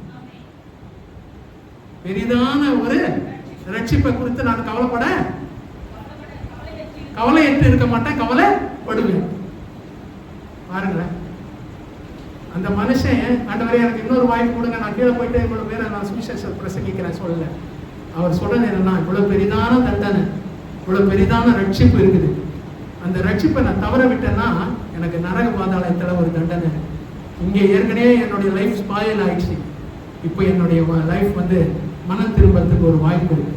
அந்த மேலான அந்த மகிமையான அந்த ரட்சிப்பை கர்த்தர் வைத்திருக்கிற அந்த பெரிதான ரட்சிப்பை நான் பத்திரப்படுத்திக்கிட்டேன்னா, அதை பெற்றுக்கொண்டேன்னு சொன்னா பரதீசி எனக்கு உண்டு, அந்த தண்டனையில தப்பித்துக் கொண்டேன். பெரிதான ரட்சிப்பு இன்னைக்கு இந்த உலகத்துல வாழ்ற வரைக்கும் ஜனங்க ரட்சிப்பை ரொம்ப துச்சமா மதிச்சு, இது என்னங்க அது என்னங்க எல்லாத்தையும் பண்ணி என்னாலாம் பார்க்க முடியுமோ எல்லாம் பார்த்து, என்னாலாம் பேச முடியுமோ பேசி, எந்த போதகரெல்லாம் திட்ட முடியுமோ, எந்த ஊழியக்காரெல்லாம் திட்ட முடியுமோ எல்லாம் பண்ணி சபைக்கு விரோதமாய் காரியங்கள் இல்லைங்களா? பெரிதான ரட்சிப்பை நசுக்கும். சின்ன பிள்ளைய கழுத்தை நடிச்சு கொள்றதுக்கு சமானம். கர்த்தர் கொடுத்த ரட்சிப்பு அவ்வளோ சாஃப்ட், அவ்வளோ டெண்டர், அவ்வளோ ஒரு அருமையான கழுத்து நெரிச்சு கொள்ற மாதிரி. அது ஒரு சின்ன பிள்ளைய கழுத்து பிடிப்போமா? அதோட கையை பிடிக்கிறதுக்கே நம்ம யோசிப்போம். மேலான ரட்சிப்பு, மகிமையான ஒரு ரட்சிப்பு, பெரிய ரட்சிப்பு.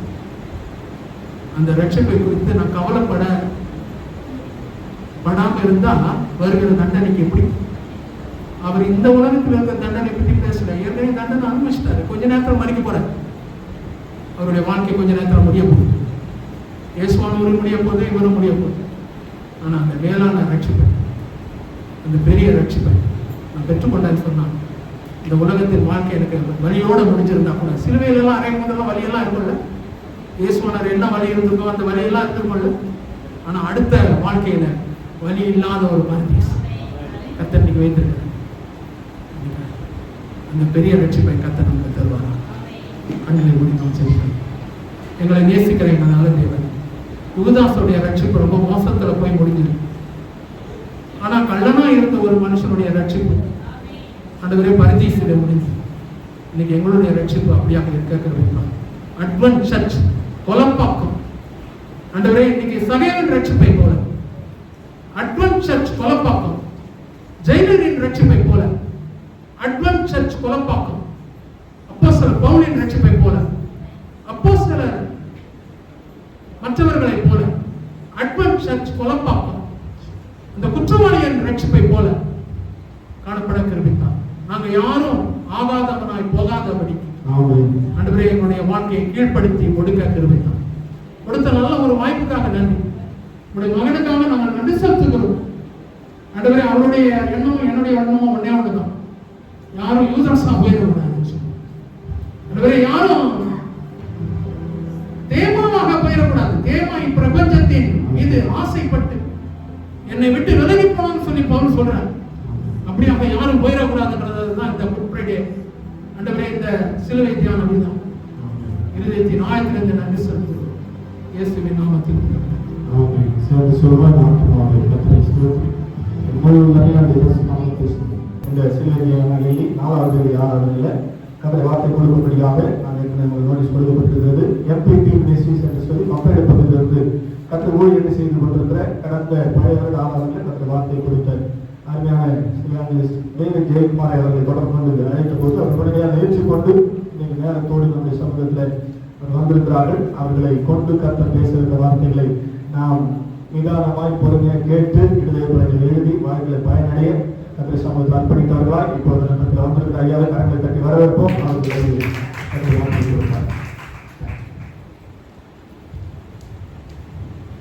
கண்களை மூடி நாம் கர்த்தரை நோக்கி பார்த்து ஜெபம் செய்வோம்.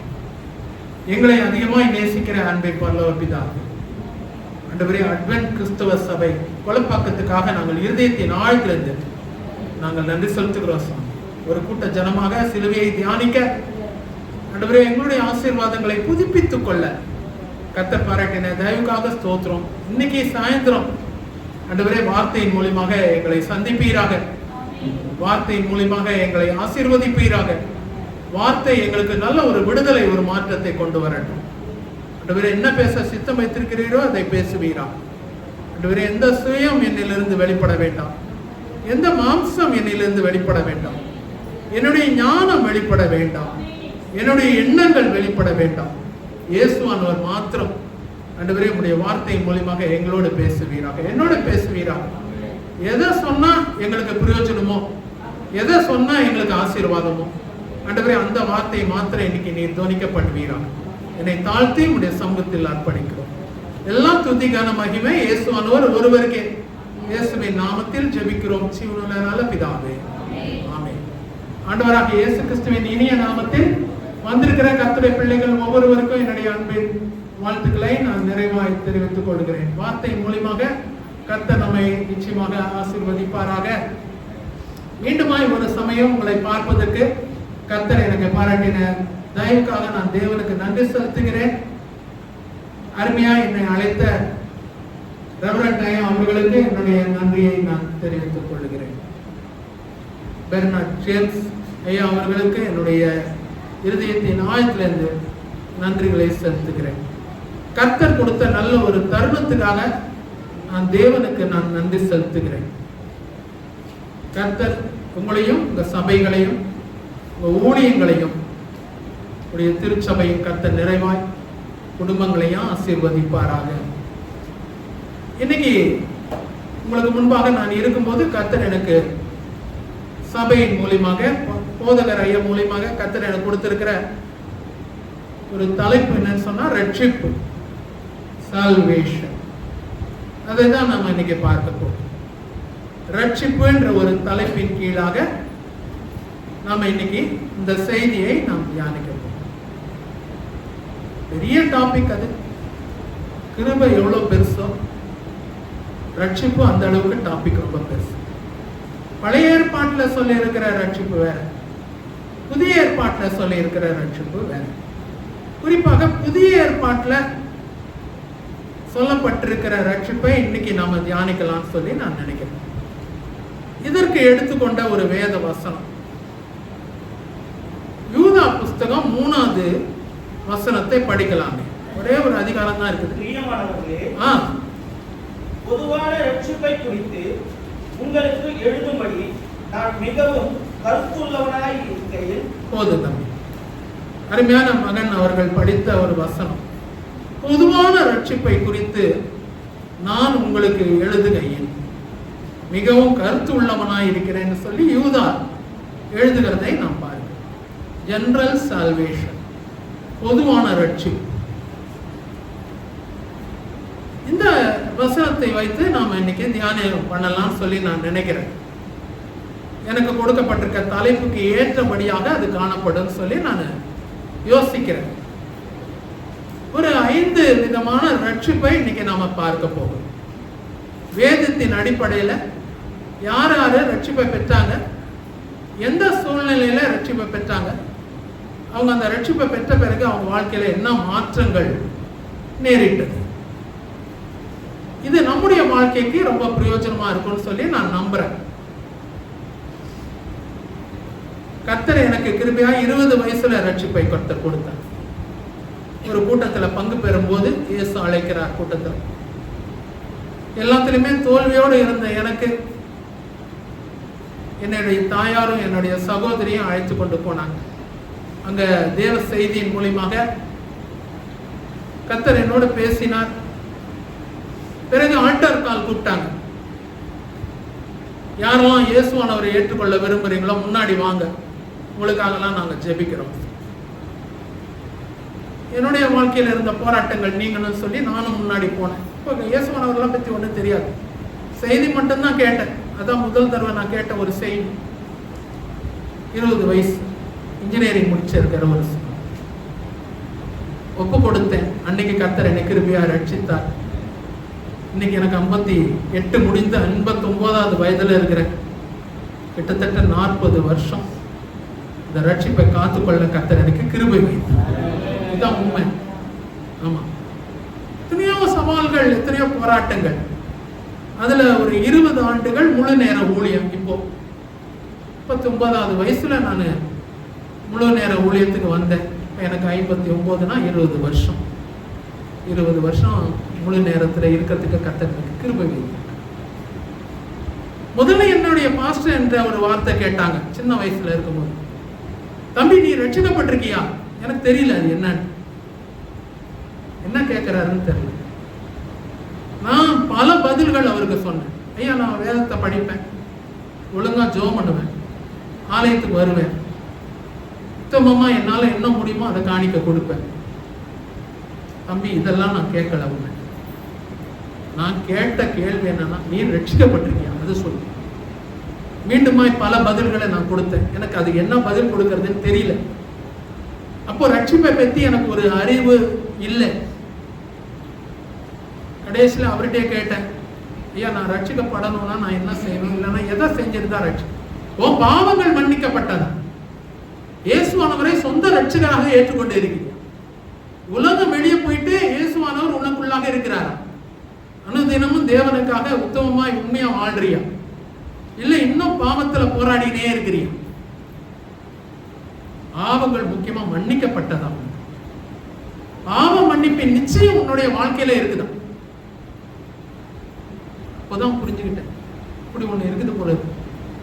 வெறும் காணிக்கை கொடுக்கறது இல்லை, பைபிள் படிக்கிறது இல்லை, ஜெபிக்கிறது இல்லை, ஆலயத்துக்கு வர்றதில்லை, இதெல்லாம் ரட்சிப்புக்கு நான் ரட்சிக்கப்பட்டேன்னு சொல்றதுக்கு இல்லை. பாவ மன்னிப்பின் நிச்சயத்தை பெற்றிருக்கணும். கர்த்தரை சொந்த ரட்சகராக ஏற்றுக்கொண்டு அவருக்காக வாழ முடிவெடுத்து அவருக்காக வாழ்ந்துட்டு இருக்கணும். அதான் ரட்சிப்பின் அனுபவம். அப்பதான் அதை புரிஞ்சுக்கிட்டு. சங்கீதத்தின் புஸ்தகம் 40வது அதிகாரம் 2வது வசனம் ரட்சிப்புக்கு நல்ல ஒரு டெஃபினேஷன் கொடுக்குது. படிக்கலாமே. 40:2.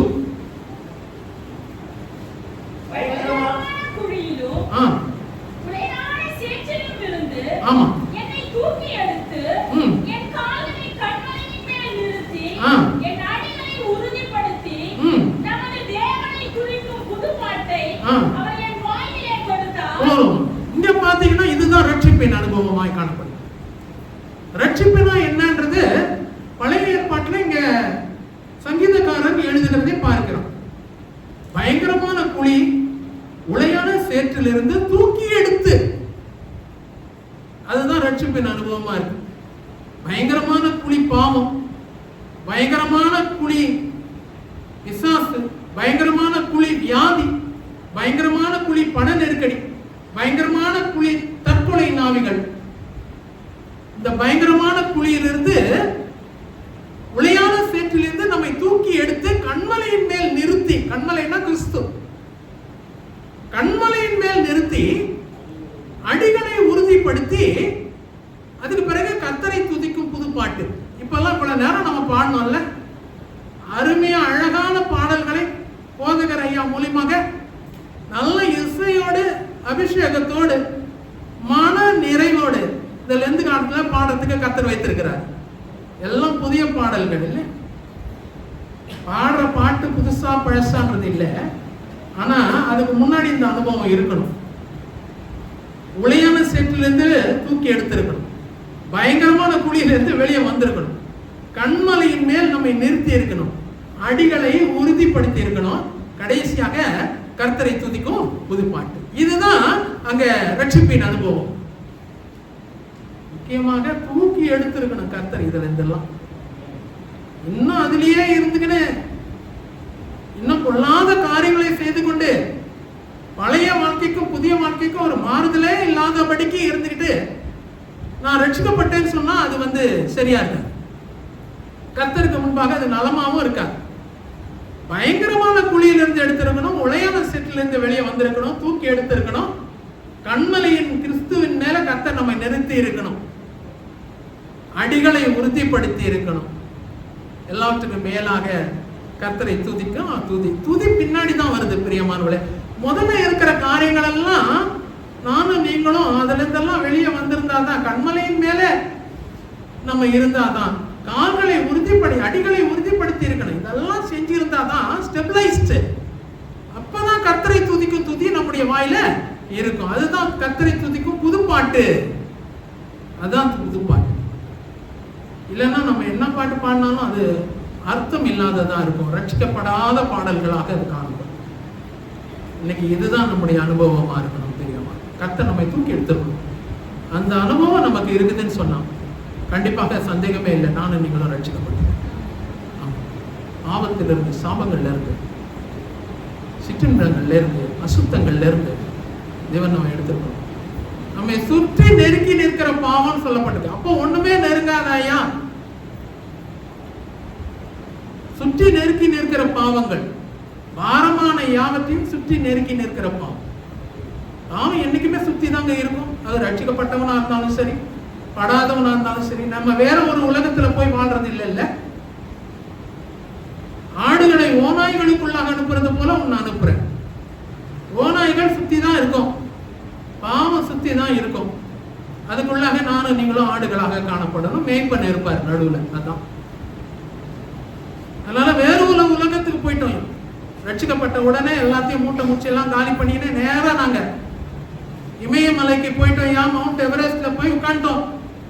எதுவும் தொடாது, எந்த பாவமும் இல்லைங்க. இருக்கிற குடும்பத்தோட தான் இருக்கணும், இருக்கிற ஊழியங்களோட தான் இருக்கணும், இருக்கிற சபையோட தான் இருக்கணும், இருக்கிற சமுதாயத்தோட தான் இருக்கணும், சுத்தியில இருக்கிற ஜனங்கள் மத்தியில தான் இருக்கணும். ஆனாலும் நானும் நீங்களும் ரட்சிக்கப்பட்டோம். ஒரு 5 விதமான ரட்சிப்பை குறிப்பாக எனக்கு கொடுக்கப்பட்டிருக்கிற நேரத்துக்குள்ளாக நான் பேசி நான் முடிக்க விரும்புகிறேன். எல்லா ரட்சிப்பும் ஒரே விதமான ரட்சிப்பும் அல்ல. Salvation differs from person to person. ஒருத்தருக்கு ஒருத்தர் ரட்சிப்பு வித்தியாசப்படக்கூடியதாய் காணப்படுகிறது. ஒரு ரட்சிப்பாக பார்க்கலாம். முதலாவது ரட்சிப்பு என்னன்னு சொல்லி பார்த்தா, லூக்கா எழுதின சுவிசேஷம் 19வது அதிகாரம் 9வது வசனத்தை படிக்கலாமே. லூக்கா 19:9. இயேசு அவனை நோக்கி, ஆமா, இன்றைக்கு இந்த வீட்டுக்கு ரட்சிப்பு வந்தது, இவனும் ஆபிரகாமுக்கு குமாரனாய் இருக்கிறானே. இழந்து போனதை தேடவும் ரட்சிக்கவே மனுஷகுமாரன் வந்திருக்கிறார் என்றார். நன்றிமா, போதும். அருமையான சகோதரி அவர்கள் படித்த நல்ல ஒரு வசனம் இது. நமக்கு பரிச்சயமானது. சம்பவங்கள் எல்லாம் நமக்கு தெரியும். ஆனா சம்பவங்கள் மாத்திரம் அல்ல, இன்னைக்கு அவர்களுடைய அனுபவம் நம்முடைய அனுபவமாக காணப்பட வேண்டும். அதுதான் முக்கியமானது. முதல்ல சொல்லப்பட்டிருக்கிறது இதுதான், சகேயுவின் ரட்சிப்பு. 5 விதமான சம்பவங்களை சொல்ல போறேன்னு சொன்னேன். முதலாவது சம்பவம் இங்க லூக்கா 19:10வது வசனம். இன்றைக்கு இந்த வீட்டுக்கு ரட்சிப்பு வந்தது. கர்த்தர் ஒரு நல்ல ஒரு வார்த்தையை தருகிறார். Salvation has come to this house. நமக்கு நன்றாக தெரியும். நான் மீண்டுமா சொல்றேன், சம்பவத்துக்குள்ளாக போய் சம்பவத்தையே பார்த்து நான் எதை பேச விரும்புறேன்னு சொன்னா, அந்த இடத்துல அந்த ரட்சிப்பு எப்படி வந்தது, அந்த ரட்சிப்பின் நிமித்தமாக அந்த மனுஷனும் அவர் குடும்பமும் பெற்றுக்கொண்டது என்ன, அதை மட்டும் தான் நான் பேச விரும்புறேன். தெரிஞ்ச சம்பவத்தினால அதை திருப்பி நம்ம பேச வேண்டியது அவசியம் இல்லை. 1வது வசனத்திலிருந்து அங்க பார்க்கிறோம். ஆயக்காரனுக்கு தலைவன், ஐஸ்வர்யவானுமாய் இருந்த சகேயு, அவருக்கு குள்ளனாய் இருந்தாரு. ஒரு காட்டத்தி மரத்தின் மேல ஏறி இருந்தாரு. இயேசு போகும்போது அவரை பார்த்தாரு. அதுதான் காரியம். ஒரு வாஞ்ச. நம்முடைய வாழ்க்கையில ரட்சிப்புக்கு முதல்ல காணப்படுகிறது என்னன்னு சொல்லி பார்த்தா ஒரு விருப்பம், ஒரு வாஞ்ச, லாங்கிங். இயேசுவானவருக்கு வாஞ்ச இருந்ததா? சகேயுவுக்கு வாஞ்ச இருந்ததா? சகேயுவுக்கு தான் வாஞ்ச. நல்ல ஒரு வார்த்தை சொன்னீங்க. இயேசுவானவருக்கு எப்போதுமே எல்லாரையும் ரட்சிக்கிறதுல வாஞ்சதான், அதுல ஒன்றும் சந்தேகமே கிடையாது. மனுஷகுமாரன் மனுஷர்களை ரட்சிக்கிறதுக்கு தான் வந்தார். பாவிகளை ரட்சிக்க கிறிஸ்து இயேசு உலகத்துக்கு வந்தார். அதனால அதுல சந்தேகமே இல்லை. இழந்து போனதை தேடவும் ரட்சிக்கவும் 10வது வசனம் சகோதரி படிச்சாங்க. அதனால அவருக்கு எப்போதுமே வாஞ்ச வந்து மனுஷர்கள், எந்த மனுஷனா இருந்தாலும் அவனுக்கு ஒரு ரட்சிப்பை கொடுத்துடணும், அவனுக்கு நித்தியத்தை கொடுத்துடணும். அதுதான் ஒரு வாஞ்ச இருந்தது காட்டத்தி மரத்தின் மேலே. அந்த வாஞ்ச அதோட போயிடல. சகையோ இயேசுவை பார்த்தாரு, இயேசுவானவர் சகையை பார்த்தாரு. நீ என்ன பார்த்த, நான் உன்னை பார்த்தேன், அதோட முடிஞ்சிடுச்சு. கண்ணும் ஒரு கண்ணும் அப்படியே பார்த்தது, அதோட முடிஞ்சிடுச்சு. இல்லைங்க, கர்த்தர் அப்படி இல்லை. கர்த்தர் அதோட ஒரு டெப்த்துக்கு போறார். இங்க காட்டத்தி மரத்துல கூட அந்த ஒரு வார்த்தையை சொல்லி இருக்கிறான். நீ ஐஸ்வர்யவானா இருக்கிற, நீ ஒரு ஆயக்காரனுக்கு தலைவனாக இருக்கிற, டாக்ஸ் கலெக்டராக இருக்கிறீங்க, ஒரு வாஞ்சியோட மேல ஏறி இருக்கிறீங்க, உனக்கு இன்னைக்கு ரட்சிப்பு வந்ததுன்னு சொல்லி முடிச்சிருக்கலாம். கர்த்தர் அதை முடிக்கல. அவர் சொன்னது என்னன்னா, சீக்கிரமாய் நீ இறங்கி வா. ரட்சிப்பு சீக்கிரம் பிரியமானவனே. It is very urgent. அதுதான் காரணம். நிறைய நேரத்துல நம்ம நினைக்கிறோம் தாமதமா. கர்த்தர் தாமதம் பண்றது இல்லை. கர்த்தர் எல்லாத்துக்குமே சீக்கிரம் தான். சீக்கிரமா இறங்கி வா. இன்றைக்கு உன் வீட்டிலே தங்க வேண்டும். முதல்ல அவருடைய வாழ்க்கையில காணப்பட்டது ஒரு வாஞ்ச. இரண்டாவது அவருடைய வாழ்க்கையில காணப்பட்டது கீழ்ப்படிதல். கீழ்ப்படிதல் அவருடைய வாழ்க்கையில இந்த ஒபீடியன்ஸ் இல்லையா? சீக்கிரமா இறங்கி வா. எவ்வளவு சீக்கிரமா இறங்கி வர முடியும்? அதுவும் மரத்துல இருக்கிறாரு. நம்ம என்ன சொல்லுவோம்? நானா இருந்தா பார்த்து பயந்துட்டு சொல்லுவேன், பார்த்து இறங்கி வா, கவனமா இறங்கிட்டு வா. சறுக்கிட போது, மரம் கிளை ஏதாவது குத்திக்க போது, வீணா வேகமா இறங்குறேன்னு ஏதாவது பண்ணிக்க போற. நானா இருந்தாலும் அப்படிதான் சொல்லியிருப்பேன். கர்த்தர் அதை பத்தி யோசிக்கல. அதை விட ரட்சிப்பு ரொம்ப சீக்கிரம். Salvation is very emergent and it is very urgent. இன்னைக்கு நானும் நீங்களும் இருந்த காட்டத்தி மரத்துல தான் கர்த்தர் பார்த்தார். இன்னைக்கு உங்களுக்கு எனக்கு ஒரு வாஞ்ச இருக்குது. அதனால தானே சபைக்கு வந்திருக்கிறோம். இன்னைக்கு ஒர்க்கிங் டே. இன்னைக்கு ஹாலிடே கிடையாது, இன்னைக்கு ஒர்க்கிங் டே. ஆனாலும் நான் இயேசுவானவர்கிட்ட போகணும், ஏதாவது ஒரு ஆசீர்வாதம் எனக்கு இன்னைக்கு வெள்ளிக்கிழமை கிடைக்கணும். ஒரு வாஞ்ச எல்லாம் வந்திருக்கிறீங்க. நானும் ஒரு வாஞ்சியோட தான் வந்திருக்கிறேன். எனக்கு ஒரு ஆசீர்வாதம் வேணும். வெறும் பேசிட்டு போறது இல்லை. பேசுறதுக்கு வேண்டிய ஆசீர்வாதத்தை கொடுத்துருவாரு. ஆனா அதே நேரத்துல சபைக்கு ஒரு வாஞ்சியோட வந்திருக்காரு, அதுக்கு வேண்டிய ஒரு ஆசீர்வாதம் அது எனக்கு கிடைக்கணும் இல்லையா? நானும் மனுஷன் தானேங்க, எனக்கு ஒரு பிளெஸிங் வேணும் இல்ல? அதனாலதான் உங்க போதகரை தேடி, உங்க சபையை தேடி, உங்களை தேடி வந்து ஒபீடியன்ஸ் இல்லையா? வேகமா இறங்கி வந்தாரு, வீட்டுக்கு கூட்டிட்டு போனாரு. மூணாவது ரிப்பெண்டன்ஸ். எந்த ரட்சிப்பும் மனம் திரும்புதல் இல்லாம கிடைக்கவே கிடைக்காது. முதல்ல வாஞ்ச வந்தது, இரண்டாவது கீழ்ப்படிதல் வந்தது, மூணாவது அங்க வந்தது மனம் திரும்புதல். இன்றைக்கு இந்த வீட்டுக்கு ரட்சிப்பு வந்தது கர்த்தர் சொல்றதுக்கு முன்னாடி, என் ஆஸ்திகளில் பாதியை நான் ஏழைக்கு கொடுக்கிறேன். யாரிடத்துல அநியாயமாய் வாங்கினது உண்டானால் நாலத்தனையாய் திருப்பி கொடுக்கிறேன். அதுதான் மனம் திரும்ப. ஒரு உள் உணர்வு இல்ல, உள்ள உணர்வு இல்லாதபடிக்கு நானும் நீங்களும் ரட்சிப்பை பெற்றுக்கொள்றது ரொம்ப கஷ்டம். இங்க கர்த்தர் பாத்தீங்கன்னா ரொம்ப அழகா செஞ்சுட்டாரு இந்த காரியம். ரொம்ப சிம்பிள் சால்வேஷன், சிம்பத்தட்டிக் சால்வேஷன், ரொம்ப ஈஸியா எளிமையான முறையில. சகைவுக்கெல்லாம் ஒன்றும் கஷ்டம்லாம் இல்லை. மேல இருந்து இறங்கி வரணும், வீட்டுக்கு கூட்டிட்டு போகணும், அவ்வளவுதான். ரட்சிப்பு வந்துச்சு இல்ல? இப்படி இருந்தா ரட்சிப்பு எல்லாருக்கும். அவருக்கு மட்டும் இல்லை, அவருக்குன்னா காட்டத்தி மரத்திலே கொடுத்துருக்கலாம்ல, அதை கொடுக்கல. வீட்டுக்கு வந்த பிறகுதான் சொல்றாரு இந்த வீட்டுக்கு ரட்சிப்பு. நான் உண்மையா சொல்றேன் பாருங்க, ஒருவேளை உங்க குடும்பத்துல நீங்க மட்டும்தான் ரட்சிக்கப்பட்டிருக்கலாம் இன்னைக்கு காட்டத்தி மரம். ஆனா நான் உண்மையா விசுவாசிக்கிறேன் உள்ளத்துல, வேதம் வைத்து வசனம் பொய்த்து போகாது. லூக்கா 19:9-10 நிறைவேறிய தீர்வு. இன்றைக்கு இந்த வீட்டுக்கு, உங்க வீடு ரட்சிக்கப்படும். ஒருவேளை உங்க கணவனார் வித்தியாசமாக இருக்கலாம், உங்க மனைவி வித்தியாசமா இருக்கலாம், உங்க பிள்ளைகள் வித்தியாசமா இருக்கலாம், தேவனை தேடாதவர்களாக காணப்படலாம், பலவிதமான சூழ்நிலைகள்ல இருக்கலாம். தேவனை தேடாதபடிக்கு கர்த்தர் இல்லை என்று சொல்லி மதிகேடன் சொல்லுகிறான். அப்படிப்பட்ட நிலைமையில கூட இருக்கலாம். ஆனா கர்த்தர் இன்னைக்கு வெறும் காட்டத்தி மரத்தின் அனுபவம் அல்ல, வீட்டின் அனுபவத்தை கற்றுக் கொடுக்க விரும்புகிறார். இன்றைக்கு அந்த வீட்டுக்கு ரட்சி நானும் நீங்களும் செய்ய வேண்டியது ஒன்றே ஒண்ணுதான். அவனிடத்தில் வாஞ்சியாய் இருக்கிறபடியால் அவனை விடுவிப்பேன். சங்கீதம் 91:14 வசனம் அதான் சொல்லுது, வாஞ்சியாய் இருக்கிறபடி. உங்களுடைய வாஞ்சை, என்னுடைய வாஞ்சை, நம்முடைய வீட்டாருடைய ரட்சிப்பு. அவங்க எப்படிப்பட்ட ஒரு சூழ்நிலையில் இருந்தாலும் சகேயுவின் ரட்சிப்பு அது வாஞ்சையில ஆரம்பிச்சு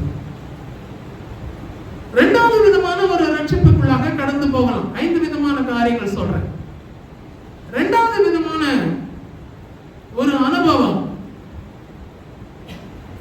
அது என்ன அனுபவம் சொல்லி பார்த்தா அப்போஸ்தலர் நடபடிகள் 16வது அதிகாரம் 31வது வசனம் படிக்கலாமே. 16:31.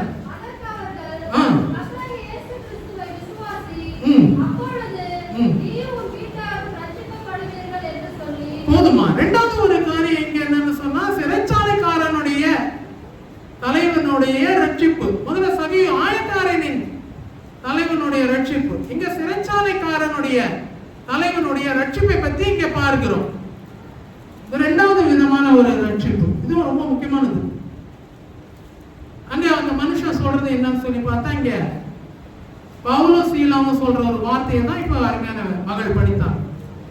கர்த்தராகிய இயேசு கிறிஸ்துவை விசுவாசி, அப்பொழுது நீயும் உன் வீட்டாரும் ரட்சிக்கப்படுவீங்க. முதல்ல வாஞ்சையினால ஒரு ரட்சிப்பு, வாஞ்சை, கீழ்ப்படிதல், மனம் திரும்புதல், அது ஒரு ரட்சிப்பை கொண்டு வந்துச்சு ஃபர்ஸ்ட். இப்போ இங்க விசுவாசத்தினால ஒரு ரட்சிப்பு. பயங்கரமா போராடின்னு இருக்குதாங்க பவுலோடையும் சீலாவோடையும். விசுவாசம் என்னெல்லாம் பண்ண முடியுமோ பண்ணி அவர்களை அநேக அடி, 23வது வசனத்திலிருந்து இருக்கு, படிக்க வேண்டாம். அநேக அடிகள் அடித்து தொழுமரத்தில் அவர்கள் கால்களை மாட்டி அவர்களை அடித்து துன்புறுத்தி அப்படியாக வைத்திருக்கிறாங்க. ராக்காலத்திலே இல்லைன்னா ராத்திரி நேரத்திலே, நடு ராத்திரியிலே பவுலும் சீலாவும் ஜெபம் பண்ணி தேவனை துதித்து பாடினார்கள். அப்பொழுது நடந்தது என்னன்னா ஒரு பூகம்பம், பூமி அதிர்ச்சி உண்டானது. கட்டுகள் எல்லாம் கலந்து போனது. அந்த நேரத்தில் அவர்கள் எல்லாரும் தப்பி ஓடினார்கள் என்று நினைத்து அந்த சிறைச்சாலை தலைவன் தன்னைத்தானே கொலை செய்து கொள்ள, பட்டயத்தை எடுத்து தன்னைத்தானே கொன்று கொள்ள அவன் நினைத்தான். He wants to commit a suicide. அப்ப பவுலும் சீலாவும் சொல்லுகிற ஒரு வார்த்தை, உனக்கு நீ ஒன்றும் கெடுத்து செய்து கொள்ளாதே, நாங்கள் அனைவரும் இங்கதான் இருக்கிறோம். கர்த்தராகிய இயேசு கிறிஸ்துவை விசுவாசி, அப்பொழுது நீ உன் வீட்டாரை ரட்சிக்க. இப்படிப்பட்ட ஒரு சூழ்நிலைகள்ல சிலர் இருக்கலாம். வாழ்றதை விட சாவறது நல்லது. ஒரு பக்கம் பவுலும் சீலாவும் கஷ்டப்படுறாங்க, அது ஒரு சைடு. அநேக அடிகள் அடிக்கப்பட்டு தொழுமரத்தில மாட்டி அவர்கள் கட்டுண்டவர்களாக இருந்து, அப்ப கூட அவர்கள் ராத்திரி நேரத்திலே, நடு ராத்திரியிலே அவர்கள் ஜெபம் பண்ணி, அதுதான் தேவனை துதித்து பாடினார்கள். வெறும் துதித்து இல்லை, ஜெபம் பண்ணி தேவனை துதித்தார். நிறைய நேரத்தில் அந்த ஜெபத்தை நம்ம விட்டுருவோம். அது சின்ன வார்த்தையா இருக்கிறதுனால அது ஒருவேளை மறைக்கப்பட்டதோ என்னவோ. ஜெபம் பண்ணி தேவனை துதித்து பாடினார். அந்த நேரத்தில் எல்லாருடைய கட்டுகள், வெறும் பவுல் சீலாவுடைய கட்டுகள் மட்டும்தானே அறுந்திருக்கணும். அங்க சிறைச்சாலையில இருந்த எல்லாருடைய கட்டு. இந்த நேரத்தில் அந்த சிறைச்சாலை தலைவனுக்கு ஒரு விதமான ஒரு பீதி, a trembling, a terror, ஒரு நடுக்கம். எல்லாருமே ஓடிடுவாங்க, என் வேலை போயிடும், அரசாங்கம் என்னை தண்டிச்சிடும், என்னை உயர் அதிகாரிகள் என்னை கொன்று போடுவார்கள், எப்படியா விட்ட அவங்களெல்லாம் கொண்டாந்து உள்ள வச்சோம், காவலில் வைத்தோம், ஆட்டு பண்ணாங்களாம், ஜோம் பண்ணாங்களாம், பூமி அதிர்ச்சி வந்துதான், எல்லாமே தப்பிச்சுக்கிட்டாங்களாம். சொல்றதெல்லாம் கேட்கறதெல்லாம் நம்புற மாதிரி இருக்கு நீ சொல்றது. அந்த ஜெபமும் அந்த துதியும் எங்க கொண்டு வந்துச்சுன்னு சொல்லி பார்த்தா, வெறும் கட்டுகள் மாத்திரம் கலறதுக்கு இல்ல, ஒரு குடும்பமே ரட்சிக்கப்படுறதுக்கு அது ஏதுவா இருக்கு. இன்னைக்கு நான் உண்மையா சொல்றேன், உங்களுடைய வாழ்க்கையில நீங்க ஏறெடுக்கிற துதிகள் நீங்க ஏறெடுக்கிற ஜெபங்கள், நடுராத்திரியில நீங்க செய்யற காரியங்கள், வெறுமையா கட்டுகள் கலந்து, அது எல்லாருக்குமே நடந்தது. கொஞ்ச நேரம் அதிகமா தோத்திரம் போட்டோம்னா கட்டுகள் கலந்து தான் போகும். கட்டுகள் கலர்றது பெரிய விஷயம் இல்ல. ஒருத்தன் குத்திக்கிறதுக்கு இருந்தான், தன்னையே மாய்த்து கொள்றதுக்கு இருந்தான், பட்டயத்தை உருவி தன்னை கொன்று போடுறதுக்கு இருந்தான். நீ உனக்கு கெடுதி ஒன்றும் செய்து கொள்ளாதே, நாங்கள் எல்லாரும் இங்க தான் இருக்கிறோம், கர்த்தராகிய இயேசு கிறிஸ்துவை விசுவாசி. அந்த விசுவாசம் உனக்கு ஒரு ரட்சிப்பை கொண்டு வரும். அவர்கள் நடுராத்திரியில தேவனை, அவர்கள் கர்த்தருடைய வார்த்தையை அங்க பேசினார்கள், அவர்கள் விசுவாசித்தார்கள், ரட்சிப்பை பெற்றுக் கொண்டார்கள். இன்னைக்கு அதுதான் அனுபவம். ஒரு குடும்பத்துக்கே கர்த்தர் ஒரு ரட்சிப்பு. ஒரு ஜெயிலர் ஃபேமிலி இல்லைன்னு சொன்னா, ஒரு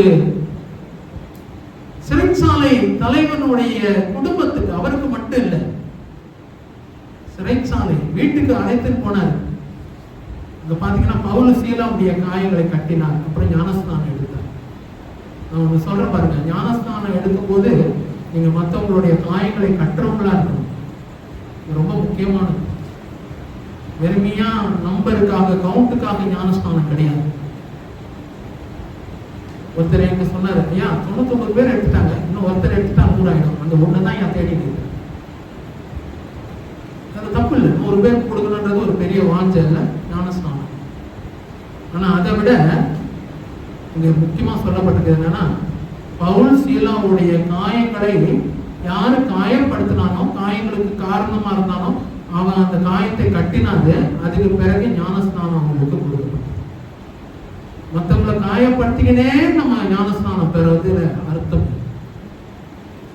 ஏற்கனவே காயம் இருக்குது, இன்னும் 2 போடு அவனுக்கு போட்டு, நான் நாளைக்கு வர ஞானஸ்நானம் எழுத கொடுத்துரு, அதுல பிரயோஜனம். ஞானஸ்நானத்தை நான் குறை சொல்லல, கண்டிப்பா எடுக்கணும். மூழ்கி ஞானஸ்நானம் எடுக்க வேண்டியது அவசியமா இருக்கு. ஞானஸ்நானத்தை நான் குறை சொல்ல. ஆனா காயம் கட்டுறவங்களா இருக்கிறோமா இல்லையான்னு பார்க்கணும். மேல காயப்படுத்திட்டு இன்னும் 2 அடி போட்டேன், இன்னும் நல்லா பழி வாங்கினேன் பிரதர், அதெல்லாம் ஏற்கனவே ரத்தம் வந்து இருக்குது, இப்ப அதை ரணமா மாத்திட்டேன், இப்ப வந்து எனக்கு ஞானஸ்நானம் நான் எடுத்துக்க போறேன். கொஞ்சம் யோசிக்க வேண்டியது. அவளும் சீவராவே காயப்படுத்தினா, காயப்படுத்துறது மாத்திரம் இல்ல, இப்போ விசுவாசின்னு சொல்றாங்க, ரட்சிக்கப்படுவீங்கன்னு சொல்றாங்க. அவங்க வீட்டுக்கு அழைச்சிட்டு போனாங்க. குடும்பம் அவங்க ஜெயில இல்ல, வீட்டுல தான் இருக்குது. வீட்டுக்கு வந்த பிறகு கர்த்தருடைய வசனத்தை அவங்க போதித்தாங்க. விசுவாசம் பெருகு. விசுவாசம் கேள்வியினால் வரும், கேள்வி தேவனுடைய வசனத்தினால் வரும். உங்களுடைய விசுவாசம் உங்க குடும்பத்தாரை ரட்சிக்கும். பிரியமா, நான் தான் சொல்றேன், கர்த்தர் உண்டு என்று விசுவாசிக்கிறோம். அவன் தம்மை தேடுகிறவனுக்கு பலன் கொடுக்கிறான் என்று விசுவாசிக்கிறோம். அந்த விசுவாசம் உங்க குடும்பத்தாரை ரட்சிக்கும். என் வாழ்க்கையில நான் அதெல்லாம் பார்த்துருக்கேன். என் பிள்ளைகள்லாம், எனக்கு 2 மகள்கள், அவங்களாம் ரட்சிக்கப்படுவாங்களா அப்படின்னு ஒரு பெரியவளுக்கு 29, சின்னவளுக்கு 25, 24 முடிஞ்சு ரட்சிக்கப்படுவாங்களா சந்தேகம். பெரிய பாரமே எனக்கு அதுதான். ஊர்ல இருக்கிறவங்களாம் ரட்சிக்கப்பட்டிருக்கான், உங்க செய்தி கேட்டு கேட்டுன்னு சொல்றாங்க. என் பிள்ளைகளுக்கு யாரோ ரட்சிக்கப்படுறாங்க, சந்தோஷம், யாரோ ரட்சிக்கப்படுறாங்க. நம்ம சொந்த குடும்பம் இல்லை, கர்த்தர் ஒரு நாள் சொன்னார், நீ என்னை விசுவாசிக்கிறியா? தம்மை தேடுகிறவனுக்கு பலன் உண்டு விசுவாசிக்கிறியா? நான் 2 மணிக்கு ஜெபிக்கணும் ஒரு நாள். நான் சொல்றது ஒரு 3 வருஷத்துக்கு முன்னாடி. நான் எல்லாம் நம்புறேன் சார். அப்போ உன் குடும்பம் ரட்சிப்போம். எப்படியும் தெரியல. பைபிளெல்லாம் திறக்காதவங்க பைபிளை தந்து உட்காந்துருக்காங்க வீட்டில் பாருங்க. பெரிய மகன் என்னுடைய ஃபுல் டைம் மினிஸ்ட்ரியில் 5 வருஷம் தான் இருக்கு. என்னோட சேர்ந்து ஊழியங்களை செஞ்சுட்டு இருக்கேன். ஒரு பக்கம் செய்யறேன். அவங்களெல்லாம் மாடர்ன் மூலியமா இருக்கும். நான் பழைய ஸ்டேஜ், பைபிள் மட்டும்தான் எனக்கு தெரியும், வேற ஒன்றும் தெரியும். அவங்கெல்லாம் அது போடுறோம் இது போடுறோம்னு சொல்லி என்னென்னமோ பண்ணிட்டு இருக்கிறாங்க. இங்கிலீஷ்ல என்னென்னமோ பண்ணிட்டு, சின்னவங்களும் அதே மாதிரி பைபிளை திறக்காதவங்க எல்லாம் பைபிளை திறக்கிறதுக்கு வச்சாங்க. துதிக்காத வாயெல்லாம் இப்போ வாங்க ஜோம் பண்ணலாம்னு சொல்றதுக்கு வைக்கிறேன். நான் படுத்துட்டா கூட அவங்க கூப்பிடுவோம். எனக்கு செய்த தேவன் உங்களுக்கு செய்யும். விசுவாசத்துக்கு ஒரு மதிப்பு, விசுவாசத்துக்கு ஒரு பலன். ஜெயலலிதாவுடைய குடும்பம் கர்த்தர் ரொம்ப கரிசனை வச்சார். இந்த பவுலும் சீலாவும் துதித்து பாடினது கட்டுகள் கலர்றதுக்கு மாத்திரம் இல்லை, பூமி அதிர்ச்சியை கொண்டு வரதுக்கு மாத்திரம் இல்லை, குடும்பத்தை ரட்சிப்பதற்காக. இதுதான் முக்கியம். நீ பாடுற ஒவ்வொரு பாட்டு உன் குடும்பத்தை ரட்சிக்கும். நீ வந்து பாடுறீங்கல்ல பாஸ்டரோட சேர்ந்து இணைந்து, அதுக்குதான் அந்த நேரத்துக்கு அவர் நேரத்துக்கு வரும்போது நான் முதல்லேருந்தே அந்த பாடல்ல பங்கு பெற ஆரம்பிச்சிட்டேன். அவ்வளோ ஒரு அபிஷேகம், அவ்வளோ ஒரு ஆசீர்வாதம், அவ்வளோ ஒரு பெரிய நிம்மதி. எல்லா பாவங்களும் போயிடுச்சு, எல்லா வழிகளும் போயிடுச்சு. இங்க வந்தது இந்த சபையை அப்படி மெயின்டைன் பண்ணி வச்சிருக்கீங்க. எல்லா சபையும் அப்படி இருக்காது, இங்க அப்படி இருக்கு. நீங்களும் அப்படி இருக்கீங்க. உங்க பாஸ்டர் இருக்க நீங்க 90%னா அவர் 105% எழுதுறாரு. 100 டிகிரி ஃபாரன்ஹீட். மனுஷனை புகழ்றது என்ன இருக்கோ சொல்றது தப்பு இல்லை. உள்ளது உள்ளது என்றும் உள்ளது உள்ளதுன்னு தான் சொல்லணும். இருக்கிறவங்களை பாருங்க, எல்லாரும் ரட்சிக்கப்பட்ட அடுத்த குட் ஃப்ரைடே வரும்போது பாத்தீங்கன்னா, குட் ஃப்ரைடே இல்லை, இந்த மாதிரி சிலுவை தியானத்தில் பாத்தீங்கன்னா சபை எல்லாம் ஃபுல்லா இருக்கும். எல்லாம் இந்து ஜனங்கள் வந்து நிரம்பி இருக்கு. யாரெல்லாம் சபையை விட்டுட்டு ஓடினாங்களோ, முதுகு காட்டவங்க எல்லாம் யாரும் சொல்லி நான் சொல்லல, உண்மையா சொல்றேன். எல்லாம் தொப முடியாத பாருங்க. இது வரைக்கும் பைபிளே திறக்காததெல்லாம் திறக்கும், துதியே பாடாதெல்லாம் வாய் திறக்கும். இந்த சபை எல்லாம் ஃபுல்லா இருக்கும். அடுத்த சிலுவை தியான விலையில நீங்க வெளியே நடத்துவீங்க, வெளியெல்லாம் கூட சாமியானம் எல்லாம் நடக்கும். சொன்னா சொன்னது செய்கிற தேவனா இருக்கு. அது உங்க குடும்பமும் இருக்கு, மற்றவங்களும் இருப்பாங்க. கொலப்பாக்கத்து ஜனங்களை கத்த கொண்டு வருவாங்க. மூன்றாவது விதமான ஒரு அனுபவம், முதல்ல விசுவாசத்தினாலே ஒரு ரட்சிப்பு, வாஞ்சையினாலே ஒரு ரட்சிப்பு. மூன்றாவது எபேசியர் புஸ்தகம் 2வது அதிகாரம் 8வது வசனம் படிக்கலாமே. அங்க ஒரு ரட்சிப்பை பற்றி சொல்லப்பட்டது. எபேசியர் 2:8 நல்ல பரிச்சயமான ஒரு வசனம் படிக்க பார்ப்போம். ஆமா, மூணாவது வந்து பவுலுடைய ரட்சிப்பு பிரியமானவர்களே, the salvation of Saint Paul. ஒருத்தருடைய ரட்சிப்பு பார்த்தோம். முதல்ல ஆயக்காரனுடைய தலைவன் சகையுடைய ரட்சிப்பு. இரண்டாவது சிறைச்சாலை தலைவன், அவருடைய பேர் சொல்லப்படலை, அவருக்கு ஒரு ரட்சிப்பு விசுவாசம், அதனால அவருக்கு ஒரு ரட்சிப்பு. இங்க கிருபையினால் விசுவாசத்தை கொண்டு ரட்சிக்கப்பட்டீர்கள், இது உங்களால் உண்டானதல்ல, இது தேவனுடைய ஈவு. பவுலுடைய அனுபவம் இதுதான். ரட்சிப்புன்றது கர்த்தருடைய ஈவாக காணப்படுகிறது. It is a gift from God. கிரியையினால் வருது இல்ல, கிரியைனா ஒர்க்ஸ். ஏதோ நம்ம நிறைய காரியங்கள் செய்துட்டு இருக்கிறோம், அதனால கர்த்தர் நம்ம பின்னாடி இருக்க வசனம் படிக்க வேண்டாம், அதுல சொல்லப்படுது அவர் நம்மை கிரியையினால் ரட்சியாமல் அவருடைய கிருபையினால் ரட்சித்திருக்கிறார். யாரும் பெருமை பாராட்ட முடியாது. டேவிட் ஜெயக்குமார் ரொம்ப நல்லவருங்க, ரொம்ப உத்தமமானவருங்க, ரொம்ப பரிசுத்தமானவருங்க, ஒழுங்கா ஜெபம் பண்றவருங்க, காணிக்கை எல்லாம் கொடுப்பாருங்க, தேவனை நல்லா தேடுவாருங்க, கர்த்தர் கிருபையா ரட்சித்தார். கிடையவே கிடையாது. அவ்வளோ 100% தப்பு. இது கரெக்டா தப்பான்னு சொன்னா 100% தப்பு. டேவிட் ஜெயக்குமாருடைய கிரியைகளினாலே கர்த்தர் ரட்சிக்கல, டேவிட் ஜெயக்குமார் மேல வைத்திருக்க கிருபையினாலே கர்த்தர் ரட்சித்தார். இது தேவனுடைய ஈவு. நீங்களும் நானும் கையில வச்சிருக்கிற ரட்சிப்பு பாவ மன்னிப்பின் நிச்சயம், கர்த்தரை ஏற்றுக்கொண்டு இருக்கிற ஒரு வாழ்க்கை. அது ஏன் அப்படி சொன்னா, கர்த்தர் நம்ம மேல, உங்க மேல, என் மேல வைத்திருக்கிற கிருபை. தகுதி இல்லாத நபருக்கு கர்த்தர் பாராட்டுகிறது தான் கிருபை. ஒரு கார்பெண்டர் வராரு, நமக்கு நம்ம வீட்டுக்கு ஒரு ஸ்டூல் செஞ்சு கொடுக்கிறாரு, ஒரு சேர், மரச்சாமான்லாம் வச்சு நிறைய செஞ்சு கொடுக்குறாரு. நல்லா அருமையா இருக்குது, அதை பார்க்கறதுக்கு நல்லா உட்காந்து சந்தோஷப்படுறோம். அவருக்கு நம்ம ஒரு 2000 5000 காசு கொடுக்கணும். ஐயா நல்லா செஞ்சுங்க, இந்த சேர் நல்லா உறுதியா இருக்குது, உட்காரத்துக்கு ரொம்ப கம்ஃபர்டபுளா இருக்கே, ஒரு 5000 கொடுத்து அனுப்புறோம். அது கிருபை கிடையாது, அது கூலி. அவர் ஒண்ணு செஞ்சு கொடுத்தாரு, நாம அவருக்கு வேற ஒண்ணு கொடுத்தோம். ஆனா நம்ம கிட்ட யாரோ ஒருத்தர் கேட்டுன்னு வராங்க, யாசகம் கேட்கறாங்க, எனக்கு இல்லையா பசிக்குது, எனக்கு எதனாச்சும் இருந்தா கொடுங்க. அவர் நமக்கு ஒன்றும் செய்யல. ஆமா, அப்ப கூட ஒரு 50 100 கையில, ஒண்ணு இல்லைன்னா 10 ரூபாவாவது கையில கொடுத்து அனுப்புறோம். இதை வச்சுக்கோங்க, இப்போ என்கிட்ட இதான் இருக்கு, இதை வச்சுக்கோ வாங்கிட்டு போறாரு. அவர் நமக்கு ஒன்றும் செய்யல, என்ன செஞ்சாரு? ஆனா அவர் வந்து கேட்க மட்டும் செஞ்சார், இல்லைன்னு சொல்லாதபடிக்கு நம்ம அவருக்கு ஏதோ செய்யணும். இதுதான் கிருபை. கார்பெண்டருக்கு நம்ம கொடுத்த 5000 ரூபாய் கிருபை இல்லை, அது கூலி. யாசகம் கேட்டுக்கின்னு வந்தவங்களுக்கு, இல்லைன்னு சொல்லிட்டு வந்தவங்களுக்கு நம்ம கொடுக்கறது கிருபையா. கர்த்தர் நமக்கு கொடுத்திருக்கிறது கிருபை, கூலி இல்லை. நம்மளால அவருக்கு ஒன்றும் பிரயோஜனம் இல்லைங்க. டேவிட் ஜெயக்குமாரால அவருக்கு என்ன பிரயோஜனம்? அவரால் தான் எனக்கு எல்லாமே பிரயோஜனம். இத்தனை வருஷமா என்னை பாதுகாத்து ஆசீர்வதித்து வந்த தேவனுக்கு நான் நன்றி சொல்றேன். இத்தனை வயசு வரைக்கும் கர்த்தர் என்னை பாதுகாத்து ஆசீர்வதித்து சுகத்தை கொடுத்து குடும்பத்தை கொடுத்து ஊழியத்தை செய்யறதுக்கு இன்னைக்கு உங்க மத்தியில வைத்திருக்கிறாரு. காலையில இருந்து உங்களுக்காக இன்னைக்கு நிறைய பாரப்பட்டுட்டு வந்திருக்கு. ஆண்டவரே, எல்லா குடும்பத்திலையும் அந்த கிருபை இருக்கட்டும். அந்த ஈவை எல்லாருமே பெற்றுக்கொள்ளணும். ஈவனும் போது கிஃப்ட் எல்லாருக்குமே ஒரு வாஞ்சல் இல்லை, இட் இஸ் காட்ஸ் கிஃப்ட்னு சொல்லப்பட்டது. எங்க நமக்கு ஒரு ஈவு கிடைக்குதோ இல்லைன்னா ஒரு கிஃப்ட் கிடைக்குதோ நமக்கு அவ்வளோ ஒரு பெரிய சந்தோஷம் இல்லை. அது எந்த கிஃப்டா இருந்தாலும் சரி, சபையில கொடுக்கிற கிஃப்ட் அவ்வளோ ஒரு மகிழ்ச்சி இல்லை, ஊழியங்கள்ல கொடுக்கிற கிஃப்ட், கவர்மெண்ட் மூலியமாக வருகிற கிஃப்ட் யாரும் வேணாம்னு சொல்ல மாட்டாங்க.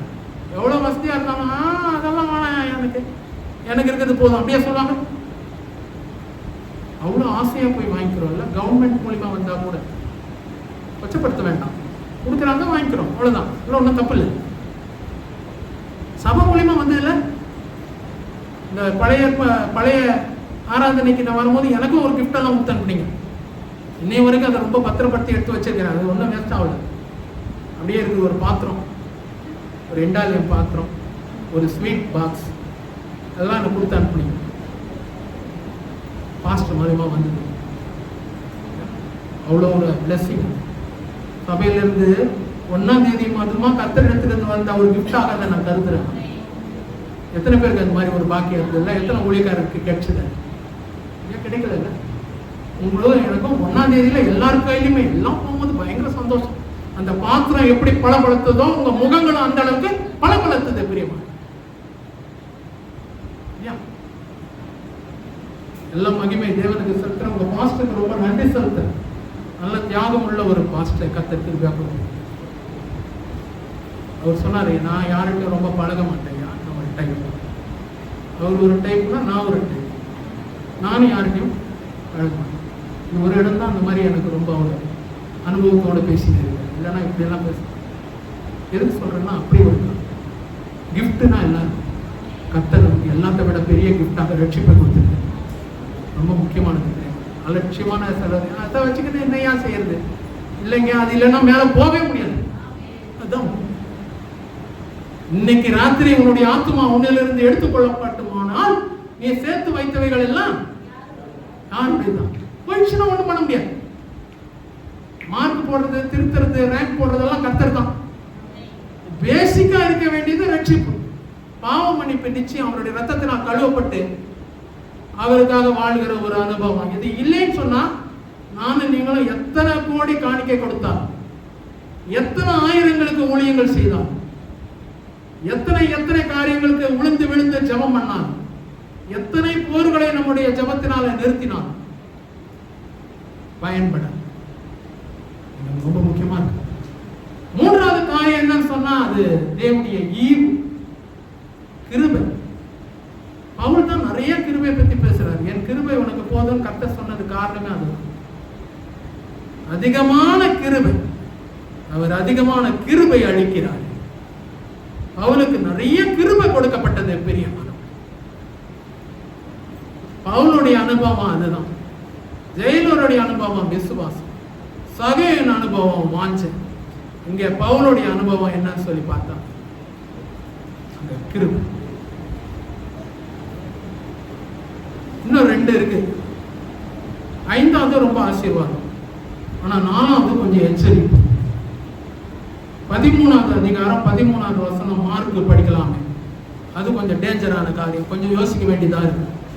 13 மார்க் எழுதின சுவிசேஷம் படிக்கலாமே. முடிவு பரியந்தம் நிலை நிற்பவனே ரட்சிக்கப்படுவான். போதுமா? முடிவு பரியந்தம் நிலை நிற்பவனே ரட்சிக்கப்படுவான். இது 4வது விதமான ஒரு ரட்சிப்பு. யார் கடைசி வரைக்கும் நிலை நிற்கிறாங்களோ அவங்களுக்கு தான் ரட்சிப்பு. நல்ல சுவாரஸ்யமா ஓட்டத்தை ஆரம்பிச்சவங்க இருப்பாங்க, வேகமா ஓட்டத்தை துரிதமா ஓடி ஆரம்பித்தவங்க இருப்பாங்க. ஆனா அதோடைய முடிவு அப்படி இருக்காது. அற்பமான ஆரம்பமா இருந்தாலும் முடிவு சம்பூர்ணமா இருக்கு. எப்போதுமே அப்படிதான். ஆவிக்குரிய வாழ்க்கையில கூட அதுதான். ஸ்லோ அண்ட் ஸ்டெடியா இருக்கிறது என்னைக்குமே நல்லது. வேகமா ஓடணும், மூச்சு திணறி பாதியிலேயே விழுந்துட்டோம், பிரயோஜனம் இல்லை. அப்படி இருந்தவர் ஒருத்தர் இருக்கிறார். மத்தேயு எழுதின சுவிசேஷம் 27வது அதிகாரம் 1-6 வசனங்கள் படிக்க வேண்டாம். யூதாஸ் காரியத்து. இங்க பாத்தீங்கன்னா அவருடைய வாழ்க்கை இயேசுவானவரோடு இருந்தது. எல்லாருக்கும் இருந்ததெல்லாம் அவருக்கு இருந்தது. எல்லாருக்கும் இருந்ததெல்லாம் அவரு போகாத இடம் இல்லை கர்த்தரோடு. அவருக்கும் வரங்கள் இருந்தது, அவருக்கும் அபிஷேகம் இருந்தது, அவருக்கும் ஊழியங்கள் இருந்தது. எல்லாத்தை விட அவருக்கு கையில பண முடிப்பை கர்த்தர் வைத்திருந்தார். ஒரு ட்ரெஷரராக காணப்பட்டார். இயேசுவின் ஊழியத்துக்கு ட்ரெஷரர் அப்படியாக இருந்தது. அற்பமான ஆரம்பம் தான், ஆனா முடிவு சம்பூர்ணமா இல்லை. கடைசி வரைக்கும் நிலைத்திருப்பவனே ரட்சிக்கப்படுவான். நடுவுல ஏதோ அந்த கோளாறு வந்துச்சு, பண முடிப்பே கடைசியில ஒரு டேஞ்சரா மாறிடுச்சு. பொறுப்புகள் கொடுக்கப்பட்டிருந்தது, ஆனா அந்த பொறுப்பு அவருடைய வாழ்க்கையில ஒரு மோசமான பின் விளைவுகளை கொண்டு வந்துச்சு. உங்க கையில சில பொறுப்புகளை தேவன் கொடுத்திருக்கிறார், பணத்தை கூட கொடுத்திருக்கிறார். எதை எப்படி வைக்கணுமோ அதை அப்படி வைக்கணும். நான் தேவனத்துல எப்போதுமே சொல்றது உண்டு, ஆண்டவரே அதிகமான பணமோ அதிகமான புகழோ அந்த மாதிரி காரியங்கள் இருக்கிறாங்க, என்ன கொடுக்குறீங்களோ அந்த வேலையை மட்டும் செஞ்சுட்டு உங்கள்கிட்ட சேர்றதுக்கு தான் நான் விரும்புகிறேன். இதுதான் என்னுடைய ஜெபம். இன்னைக்கு என் ஊழியத்துல 15 வருஷமா இருக்கிற ஒரு தம்பி வந்திருக்கிறார். அவங்க மனைவியோட செங்கல்பட்டுலேருந்து வந்திருக்கிறார். ஜோசப் சலூன் செங்கல்பட்டுலேருந்து வந்திருக்கிறார். எங்கெல்லாம் போறோம்னா அவங்கெல்லாம் வருவாங்க. அவங்ககிட்ட வேணா நீங்க கேட்பாங்க. ஆனா என்ன கொடுத்துருக்கிறாரோ அந்த வேலையை செஞ்சுட்டு எவ்வளவு நாள் இந்த உலகத்துல வைக்கிறாரோ இருந்துட்டு மூட்டை கட்டுனா சேர வேண்டியது தான் என்னுடைய அனுபவம். தேவைகள் எல்லாம் சந்திப்பேன். லக்ஸரி சந்திக்கப்படாது, நீட்ஸ் வில் பி மெட். ஒரு ஊழியக்காரனுக்கு அதுதான். அத்தியாவசிய தேவைகள் சந்திக்கப்படும். பென்ஸ்காரெல்லாம் கிடையாது. ஒரு வாடகை கார் குடிச்சுன்னு வந்துடுவேன். எங்க பார்த்தாலும் ஒரு வாடகை கார் ஒன்று குடிச்சுன்னு வந்துடுவேன். இன்னைய வரைக்கும் அப்படித்தான். 20 வருஷம் ஊழியம் கர்த்தர் அப்படித்தான் நடத்தி இருக்கிறார். உண்மை இது. ஏன்னா அதுவே நம்முடைய வாழ்க்கையில முடிவு பரியந்தம் நிலைத்திருக்க முடியாத படிக்க போயிடும். மனுஷனுடைய வாழ்க்கை பாருங்க எவ்வளவு ஆசீர்வாதம் இல்லை. பேதுரு பெற்றுக்கொண்டதான் அவர் பெற்றிருக்கணும். யாக்கோபு பெற்றுக்கொண்டதான் அவர் பெற்றிருக்கணும். எல்லாம் ஆசீர்வாதம். யோவான் பெற்றுக்கொண்டதை அவர் பெற்றுக்கணும். சிலுவையின் அடிவாரத்துல வந்திருக்கணும் இல்லைங்களா? யோவானுக்கு பொறுப்பெல்லாம் வேற கொடுத்தாரே. யூதாசுக்கு என்ன கிடைச்சது? அது உன்பாடுன்னு சொல்லிட்டான் பிசாசு ஒரே நேரம். எனக்கு ஒண்ணும் தெரியாதப்பா, இல்லாத கை கழுவுனானோ இல்லையோ கடைசியில பிசாசு கை கழுவுறது தான் பெரிய விஷயம். நிறைய நேரத்துல பிலாத்து கை கழுவுறது தான் நம்ம ரொம்ப சொல்லுவோம்ல. பிலாத்து இயேசுவை அப்படியே கை கழுவி விட்டாங்க. இல்லாத கழுவுனானோ இல்லையோ பிசாசு கை கழுவி விட்டான் யூதாசு. எனக்கு தெரியாது உன்பாடுப்பா. அப்படிதான் ஆவம் செய்ய தூண்டுற வரைக்கும் தூண்டுவாங்க ஜனங்க.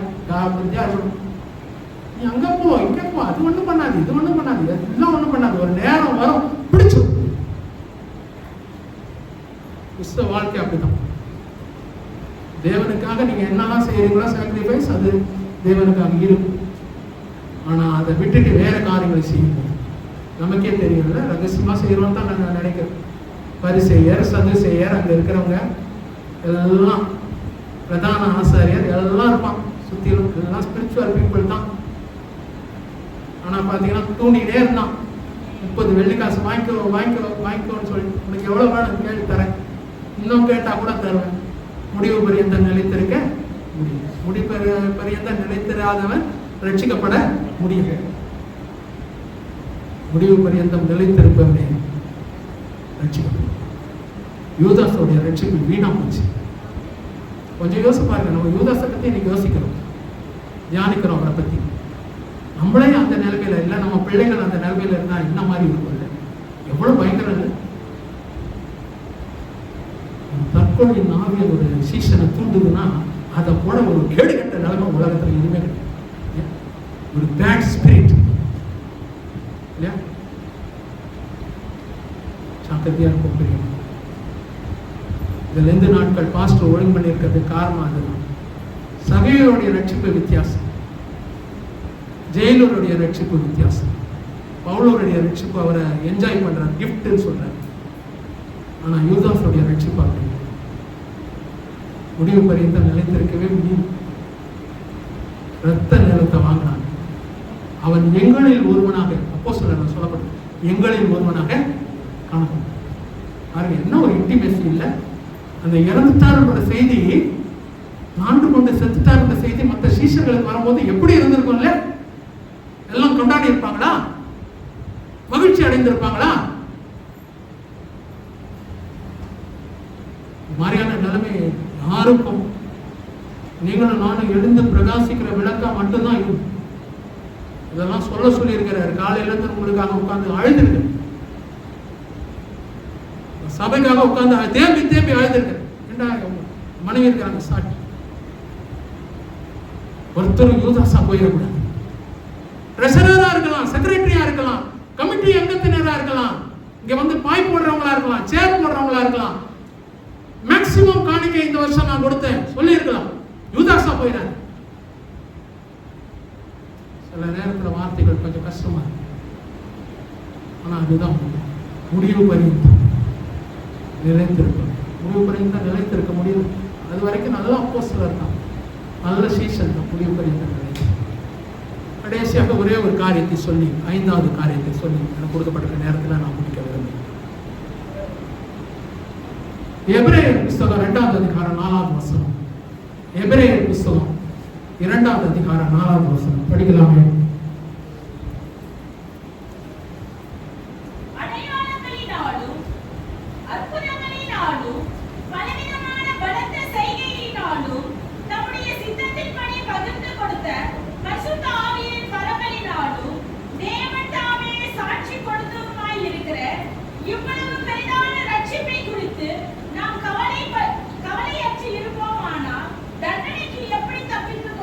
நன்றிமா. பெரிதான ரட்சிப்பு பெருசு. இப்பதான் நான் சொன்னேன், அதை வச்சுக்கிட்டு என்ன பிரதர் செய்யறது? அப்படி இல்லை. ரட்சிப்பு ரொம்ப பெருசா இருக்கு. ஒருத்தருக்கு ஒரு மாதிரியான இருந்தது. சகையுக்கு ஒரு ரட்சிப்பு இருந்தது வாஞ்சையினால். சிறைச்சாலை தலைவனுக்கு ஒரு ரட்சிப்பு இருந்தது விசுவாசத்தினால். பவுலுக்கு ஒரு ரட்சிப்பு இருந்தது கிருபையினாலே. அது ஈவாக இருந்தது. யூதாஸுக்கு ரட்சிப்பு நிறைவேறாத ஒரு ரட்சிப்பு. கடைசியாக இங்க ஒரு சொல்லப்பட்டது. இவ்வளவு பெரிதான ரட்சிப்பை குறித்து கவலையற்று இருப்போமானால் வரும் தண்டனைக்கு, கோபாக்கனைக்கு எப்படி தப்பித்துக் கொள்வோம்? பெரிதான ரட்சிப்பு, அந்த ரட்சிப்புக்கு மதிப்பு கொடுத்த ஒரு மனுஷன் இருக்கிறார். அவருடைய வாழ்க்கை பார்த்து நம்ம பிடிக்க போறோம். லூக்கா எழுதின சுவிசேஷம் 23வது அதிகாரம் 42வது வசனம் படிக்கலாமே? 23:42. இயேசுவை நோக்கி, ஆண்டவரே, நீர் உம்முடைய ராஜ்யத்தில் வரும்போது அடியேனை நினைத்தருளும் என்றார். இயேசு அவரை நோக்கி, இன்றைக்கு நீ என்னுடனே கூட பரதேசில் இருப்பாய் என்று மெய்யாகவே உனக்கு சொல்கிறேன் என்றார். போதுமா? இங்க பாத்தீங்கன்னா ரட்சிப்பு பெருசா சொன்னேன். தேவன் அருளும் ரட்சிப்பு இவ்வளவு பெரிதான சோதனைக்கு இல்லைன்னா தண்டனைக்கு எப்படி தப்பித்துக் கொள்ளுவோம்? அதுதான் அங்க எபிரேயர் ஆசிரியர் சொல்றாரு. எப்படியா தப்பிச்சு கொள்வேன் வரப்போகிறதுக்கு? ஆனா இங்க நமக்கு தெரியும், ரெண்டு குற்றவாளிகள், மேல் ஃபேக்டர்ஸ். ஒரு பக்கத்துல ஒரு குற்றவாளி, இன்னொரு பக்கத்துல இன்னொரு குற்றவாளி. ரெண்டு குற்றவாளிகள். இயேசுவானவர் நடுவில் இருக்கிறார். ஒருவர் அவரை மறுதளிச்சிட்டாரு. இல்லைன்னு சொன்னா நீ கிறிஸ்துவானால் உன்னை என்னை ரட்சித்துக்கொள் சொல்லிட்டாரு. அதனால அங்க ஒண்ணு பேசல, அங்க ஒண்ணு மறுமொழி கொடுக்கல. அந்த பக்கமே இயேசுவானவர் திரும்பல. ஆனா இன்னொரு மனுஷன் அந்த ரட்சிப்பை எப்படியாக நினைக்கிறாரு? கர்த்தர் ஒரு ரட்சிப்பை கொடுக்கிறாரு. அவர் சொல்றாரு, இதாவே இவர்களுக்கு மன்னியும். அங்க ஒரு ரட்சிப்பு கொடுக்கப்படுகிறது. பாவ மன்னிப்பின் நிச்சயத்தை கர்த்தர் பேசுறாரு அங்க முதல் வார்த்தை. அந்த மனுஷன் உணர்றாரு, இவ்வளவு பெரிதான ரட்சிப்பு இங்க வந்திருக்கு. Great salvation. இதை குறித்து நான் அலட்சியமா இருந்தா வருகிற தண்டனைக்கு எப்படி தப்பித்துக் கொள்வோம்? என்ன தண்டனை இருக்குதாங்க? ஏற்கனவே தண்டிக்கப்பட்டுட்டாங்க. நான் சொல்றது அதுதான், ஏற்கனவே தண்டிக்கப்பட்டாச்சு. ரோம போர் சேவகர்கள் அந்த மனுஷனை தண்டிச்சிருக்கிறாங்க. அரசாங்கம் அந்த மனுஷனை தண்டிச்சிருக்கு. அவரே சொல்றாரு, அதுக்கு முன்னாடி வசனம் படிக்க வேண்டாம், நாமும் நியாயமானபடி தண்டிக்கப்படுகிறோம். அவரே சொல்றாரு, நான் தண்டனை அனுபவிச்சுட்டு இருக்கிறேன். நியாயமான இவரோ தகாதது ஒன்று செய்யவில்லையே, நானும் நியாயமானபடி தண்டனை அனுபவிச்சுட்டு இருக்கிறேன். இந்த உலகத்துல தண்டனை அனுபவிச்சுட்டு இருக்கிறேன்.